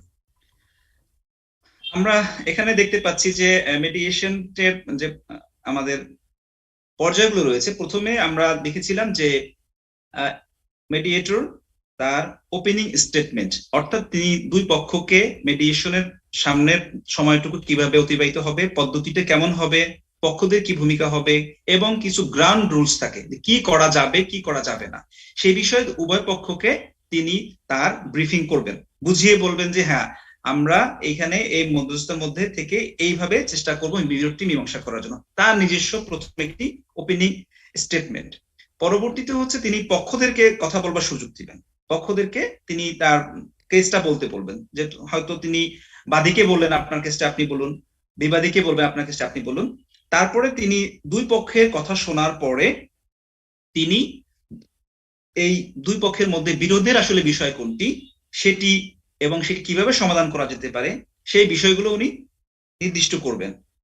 তারপরে উনি দুই পক্ষের যে কথা শুনলেন সেই কথাগুলো শোনার পরে দুই পক্ষকেই উনি, আমরা যেটাকে আমাদের ভাষায় বলতে চাই, মেডিয়েশনের ভাষায় বলে প্যারাফ্রেজিং অর রিস্টেটমেন্ট, উনি দুই পক্ষকেই বলবেন যে আপনি এই এই কথা বলেছেন, আপনার দাবি হচ্ছে এইটুকু, বিবাদী আপনাকে এটা বলেছে। ঠিক একই রকম ভাবে বিবাদীকেও তিনি তার কেসটা যে বুঝেছেন শুনেছেন সেটি আবার তার ভাষায় বুঝিয়ে বলবেন যে আপনি বলেছেন এই কথা, আপনার সাথে বাদীর এই বিষয় ছিল, সুতরাং এইটি হচ্ছে আপনার বিষয়, যাতে উভয় পক্ষ তাকে আস্থায় নেয় যে না আমরা যে কথাটা বলেছি উনি সেটি শুনেছেন। তারপরে দুই পক্ষের কথা শোনার পরে তিনি এখানে অপশনগুলো খুঁজবেন, এক্সপ্লোরিং দ্য ইস্যুস, যে আমরা আসলে বিরোধের বিষয় কি, কিভাবে সেটা সমাধান হতে পারে, উনি ওনার মতো করে উনি একটু চক আউট করবেন। তারপরে তিনি উভয় পক্ষের সাথে চাইলে পৃথক পৃথক ভাবে তাদের কথা শুনতে পারবেন, অথবা শুরুতেই উভয় পক্ষকে নিয়ে তিনি জয়েন্ট নেগোসিয়েশনে বসতে পারবেন। এই যে প্রাইভেট সেশনস আর প্রাইভেট ককাস এবং জয়েন্ট সেশন, জয়েন্ট নেগোসিয়েশন, এটা কিন্তু একাধিকবারও হতে পারে, যদিও এই ডায়াগ্রামে একবার বা দুবার দেখানো হয়েছে, এটা বারবারও মানে একাধিকবারও করা হতে পারে। তার পরবর্তীতে যদি পক্ষ মনে করে যে না জয়েন্ট নেগোসিয়েশনে যে কথাটি আসছে তারপরে আমি আবার একটু কথা বলা দরকার, তাহলে কিন্তু তিনি উভয় পক্ষের সাথেই প্রাইভেট সেশন বা ককাসে যাবেন, প্রাইভেটলি উভয় পক্ষের সাথে কথা বলবেন। তার পরবর্তীতে যদি উনি এগ্রিমেন্টে চলে আসেন সেক্ষেত্রে তিনি এগ্রিমেন্ট সাইন করবেন, আর যদি এটা ভেঙে যায় তাহলে সেখানে ক্লোজ হবে। তার মানে আমরা মোটামুটি 6টা স্টেজ দেখেছি, 6টা স্টেজের বাইরে কিন্তু কিছু স্টেজ রয়ে গেছে, সেই বিষয়টি আমরা এখানে দেখার চেষ্টা করব। এখানে দেখা যাচ্ছে যে প্রি মেডিয়েশন স্টেজ সেটি কোথায় ছিল, আর এখানে একটি রয়েছে পোস্ট মেডিয়েশন স্টেজ, সেটি কোথায় আছে। আমরা যদি প্রি মেডিয়েশন স্টেজটা খুঁজতে যাই তাহলে আমরা আমাদের আইনের দিকে দেখব।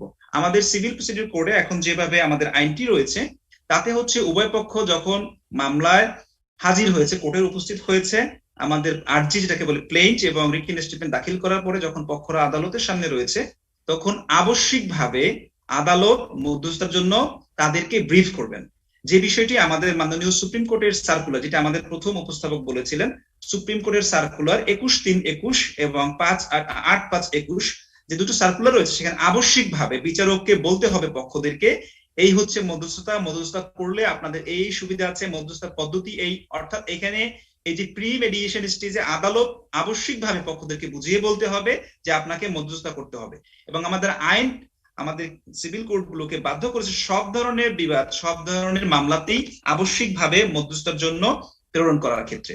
সেক্ষেত্রে তিনি নিজে, কোর্ট চাইলে নিজে সেটিকে করতে পারেন, অথবা কোর্ট যদি মনে করেন যে না নিজে করবেন না, সেক্ষেত্রে তিনি লিগ্যাল এড অফিসারকে পাঠাতে পারেন, অথবা যদি লিগ্যাল এড অফিসারকে তিনি না পাঠান, যেটি আমাদের লিগ্যাল এড অফিসার অপশনটি 2017 সালে আমাদের আইন সংশোধনের মাধ্যমে করা হয়েছে, তা না হলে তিনি যে প্যানেল রয়েছে মেডিয়েটর প্যানেল, সেখান থেকে তিনি দিতে পারেন।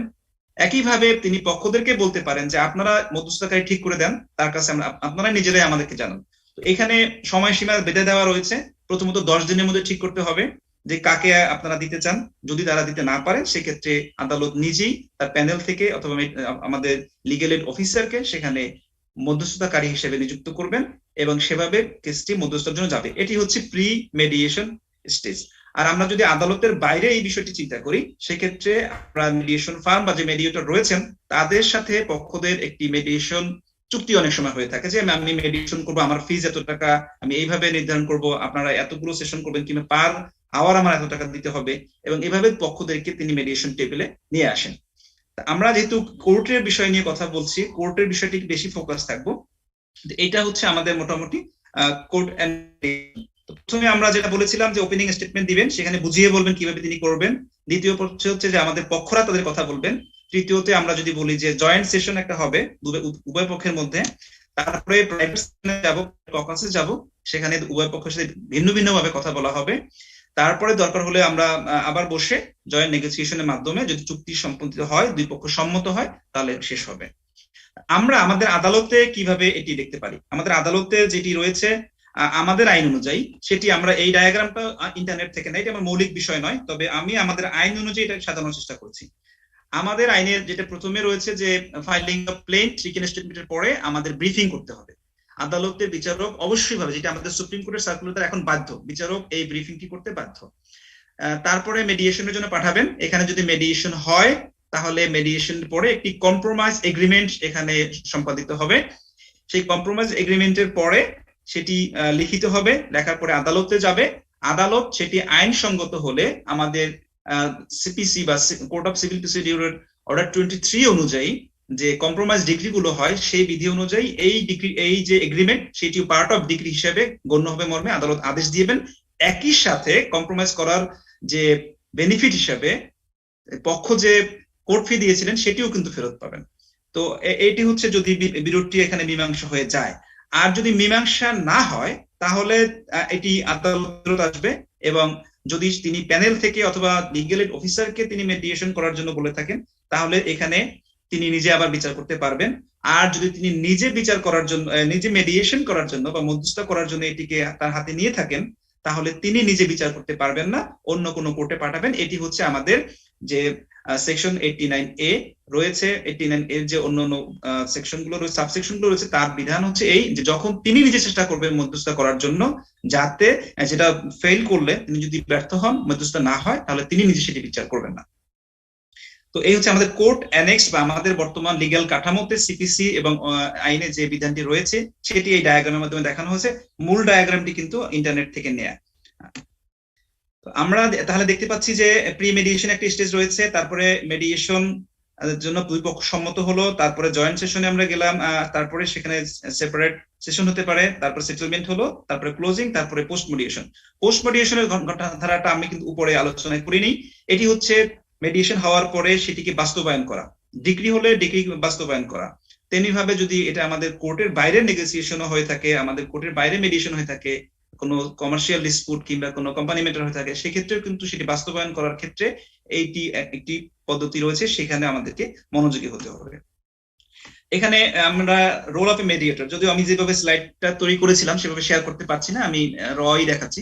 এখানে আমরা দেখতে পাচ্ছি একটি গাজর আর একটি রয়েছে লাঠি, ইংরেজিতে বলে ক্যারট অ্যান্ড স্টিক। তো আসলে এই যে ছবিটি ব্যবহার করার একটি উদ্দেশ্য রয়েছে যে মানুষ কেন একটি কাজ করে। প্রথমত মানুষ কোনো কিছু পাওয়ার জন্য করে, যেটা আমাদের একজন প্রশিক্ষণার্থী বলেছিলেন, উই আর সাকসেস ওরিয়েন্টেড। আমরা সাকসেস না থাকলে কাজ করতে চাই না। এখানে দেখা যাচ্ছে যে এই আমাদের গাজর রয়েছে আর লাঠিও রয়েছে। গাজর হচ্ছে আমাদের রিওয়ার্ড, আমরা কেন করব? তো আমরা ইতিমধ্যে জেনেছি যে আমাদের যে মেডিয়েশনে ভালো প্রসপেক্ট রয়েছে, আমরা ইন্টারন্যাশনাল মেডিয়েটর হতে পারি, আমাদের কমার্শিয়াল ডিসপুট গুলো, অন্যান্য ডিসপুট গুলো নিষ্পত্তি ক্ষেত্রে আমরা কেউ রিটায়ারমেন্টের পরে মেডিয়েটর হওয়ার চিন্তা করেছি। তো একই সাথে আবার আমরা এটাও দেখেছি যে আমাদের আদালত, আমরা প্রায়শই আমার সমালোচনার সম্মুখীন হচ্ছি এবং বাস্তব সমালোচনা, আমরা আদালত মামলার ভারে জড়িত মানুষ দীর্ঘদিন ধরে আমাদের আদালতে আসছে যাচ্ছে, বিচারে দীর্ঘসূত্রিত রয়েছে। সেই কারণে আমাদের মনে হচ্ছে যে এই মেডিয়েশন আমাদের যাওয়া উচিত। কিন্তু এখানে মেডিয়েটর আসলে কি, এই ক্যারোট এন্ড স্টিক দুটো রয়েছে, এই ভূমিকায় কি করবে? মেডিয়েটর কি পক্ষদেরকে প্রলুব্ধ করবে ক্যারোট দেখিয়ে যে আপনি মেডিয়েশন করেন, নাকি ভয় দেখাবে যে আপনি মেডিয়েশন না করলে আপনার তো জেল হয়ে যাবে, আপনার তো মামলা হারবেন, আপনি মামলা তো খারাপ? নো, এখানে মেডিয়েটর এই carrot and stick theory follow করতে পারবেন না। তিনি কোনোভাবেই পক্ষদেরকে প্রলুব্ধ করতে পারবেন না, তিনি নিজেও প্রলুব্ধ হতে পারবেন না, তিনি কোনোভাবেই পক্ষদেরকে ভয় দেখাতে পারবেন না, তিনি নিজেও ভীত হবেন না। তার ভূমিকা হচ্ছে ঠিক এখানে ব্রিজিং দ্য গ্যাপ। তিনি শুধু দুই পক্ষের মধ্যে গ্যাপটাকে ব্রিজ করবেন। কারণ আমরা এখানে বিভিন্ন রকমের মেডিয়েশন নিয়ে কথা বললেও মূলত আমরা ফেসিলিটেটিভ যে মেডিয়েশন সেটির বিষয়ে আমরা সীমাবদ্ধ রাখবো। এখানে মেডিয়েটরের রোলটা কি, আমরা ইংরেজিতে যদিও লেখা রয়েছে, mediator is a person with passions, persistence and common sense. He or she has an arsenal of negotiation techniques, human dynamic skills and power of effective listening, articulation and restatement. The mediator is a facilitator who has no power, I repeat, no power to render a resolution to the conflict. He might be a judge or a magistrate but cannot pass any verdict while acting as a mediator. He might be an advocate or attorney but cannot give legal advice while mediating. এখানেই হচ্ছে আমার মনোযোগের বিষয়টি যে mediator হিসেবে আপনি বিচারক, আপনি জাজ, আপনি অ্যাটর্নি, আপনি ইঞ্জিনিয়ার, আপনি আপনার এই ভূমিকাটা বলে যেতে হবে। আপনি কোনোভাবেই মেরিটের বিষয়ে কথা বলতে পারছেন না, আপনি কোনোভাবেই পক্ষদেরকে এখানে ডিকটেট করতে পারছেন না, আপনার সিদ্ধান্ত চাপিয়ে দিতে পারছেন না। In a mediation, the role of the mediator will be to act as neutral between two or more parties to a dispute. The mediator is not a judge and will not determine who is right.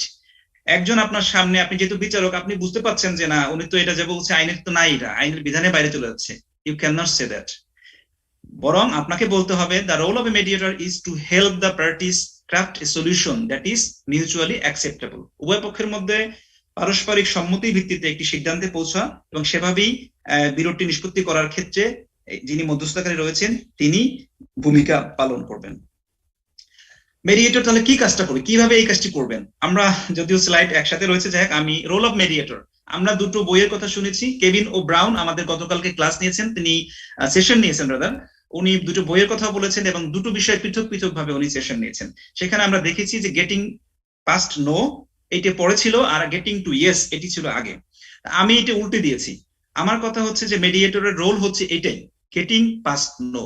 যখন দুটি পক্ষ আদালতে বিরোধ নিয়ে আসেন, মামলা করতে আসেন, তাদের মধ্যে লক্ষ্য থাকে এই পক্ষকে আদালতের মাধ্যমে আইনে বুঝাবো। আমি যে ভোলায় চাকরি করি, ভোলাতে বিচার কাজ করি, এখানে বিচার প্রার্থীদের মধ্যে একটি কমন শব্দ হচ্ছে আইনে বুঝবো।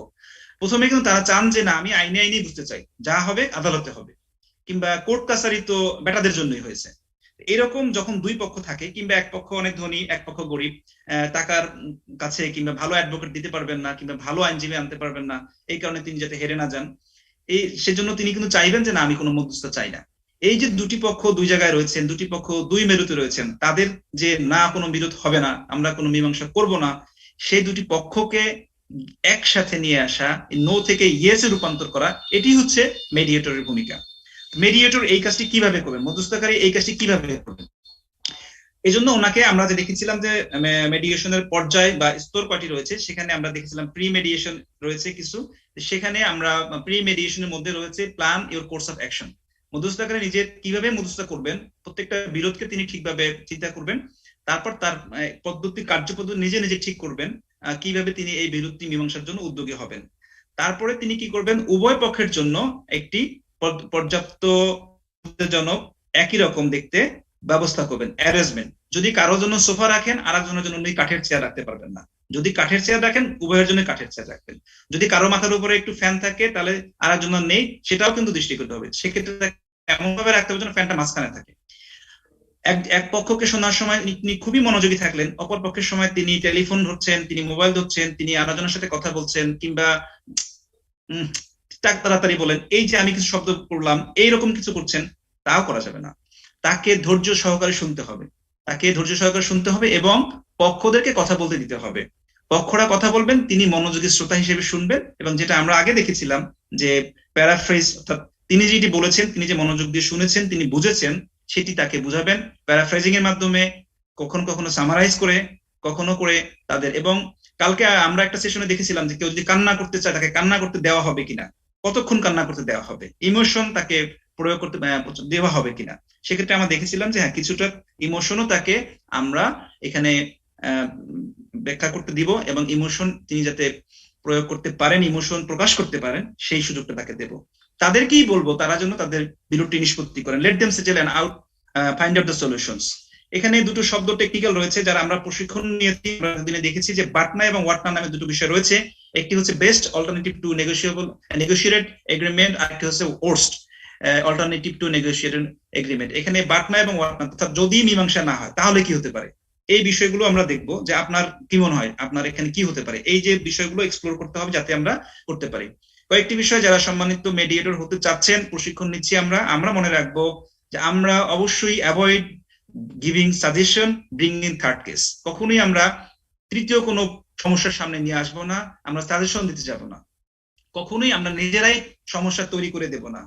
আমরা যেটা করব, তাদের আলোচনা, তাদের কথা, তাদের দুর্বলতা যাই আমাদের সামনে উপস্থাপিত হয়েছে সবগুলো আমরা কনফিডেন্সিয়াল রাখবো, গোপন রাখবো, এবং সময়ে সময়ে আমরা তাদেরকে শান্ত করার জন্য হোক, তাদেরকে টেবিলে আনার জন্য হোক, ইউজ ম্যাজিক ওয়ার্ডস, সুদিং ওয়ার্ডস। আমরা এমন কিছু কথা বলবো, এমন কোনো ভাবে আমি চিন্তা করব যাতে তারা এই বিষয়টিতে সম্মত হয়।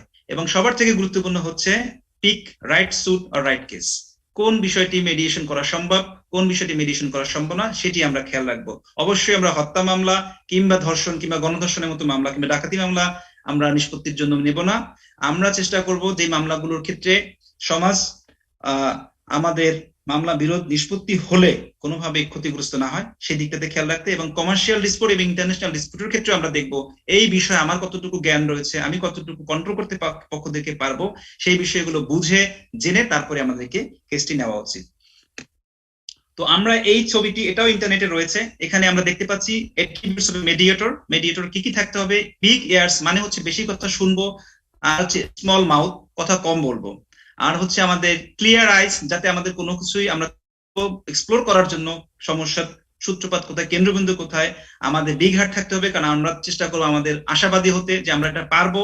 আমাদের ইগো কন্টেইনার থাকতে হবে, অর্থাৎ কোনো কারণে যে কোনো পক্ষের আচরণ আমার যদি একটু রাগ হয়, সেই ইগোটাকে আমি আমার এই কন্টেইনারে রেখে দেবো, আমি কোনোভাবেই কোনো পক্ষের প্রতি আমার রাগ বিরাগ অনুরাগ দেখাতে পারবো না। এবং এথিক্স নিয়ে যখন আমাদের আহমেদ সোহেল স্যার কথা বলেছিলেন, স্যারও বলেছেন যে এথিক্স বিষয়টি খুবই গুরুত্বপূর্ণ, আমরা এথিক্স থাকবে, যার কারণে আমরা কোনোভাবেই আমাদের এই যে বিষয়গুলো রয়েছে যে আমি একজন জাজ, আমি মেডিয়েশন করছি দুজন গরিব মানুষের কিংবা দুজন শ্রমিকের, এইভাবে কথা বলছে আমার সামনে, এইটি আমাদের করা যাবে না। আমাদের ইগোটাকে ইগো কন্টেইনারে রাখতে হবে, এবং অবশ্যই আমাদের পা অনেক বড় হবে, যেটি আমাদের মাটিতে থাকবে। আমরা মাটিতে পড়ে না এমন ভাবে আমরা মেডিয়েশন করতে পারবো না, আমাদেরকে এই বিষয়গুলো খেয়াল রাখতে হবে।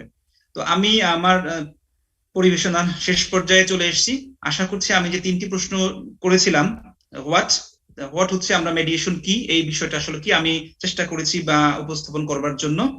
পরবর্তী হোয়াট ছিল, এটাও ছিল যে কোন কোন পর্যায়ে কিভাবে মেডিয়েশনটি হয়, হোয়াট আর দ্য স্টেজেস, সেটি ব্যাখ্যা করার চেষ্টা করেছি।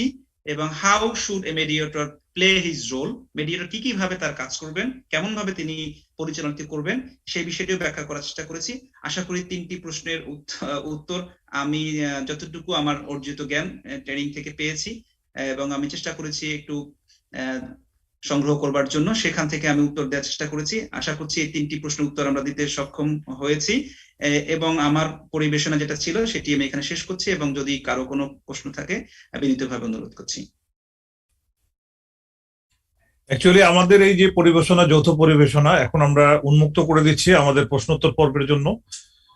সম্মানিত প্রধান প্রশিক্ষক মহোদয়ের স্যারের অনুমতি ক্রমে যে কেউ যদি কোনো কোশ্চেন করতে চান, আমরা আমাদের এই প্যানেল থেকে আমাদের উত্তর দেওয়ার জন্য চেষ্টা করে যাব।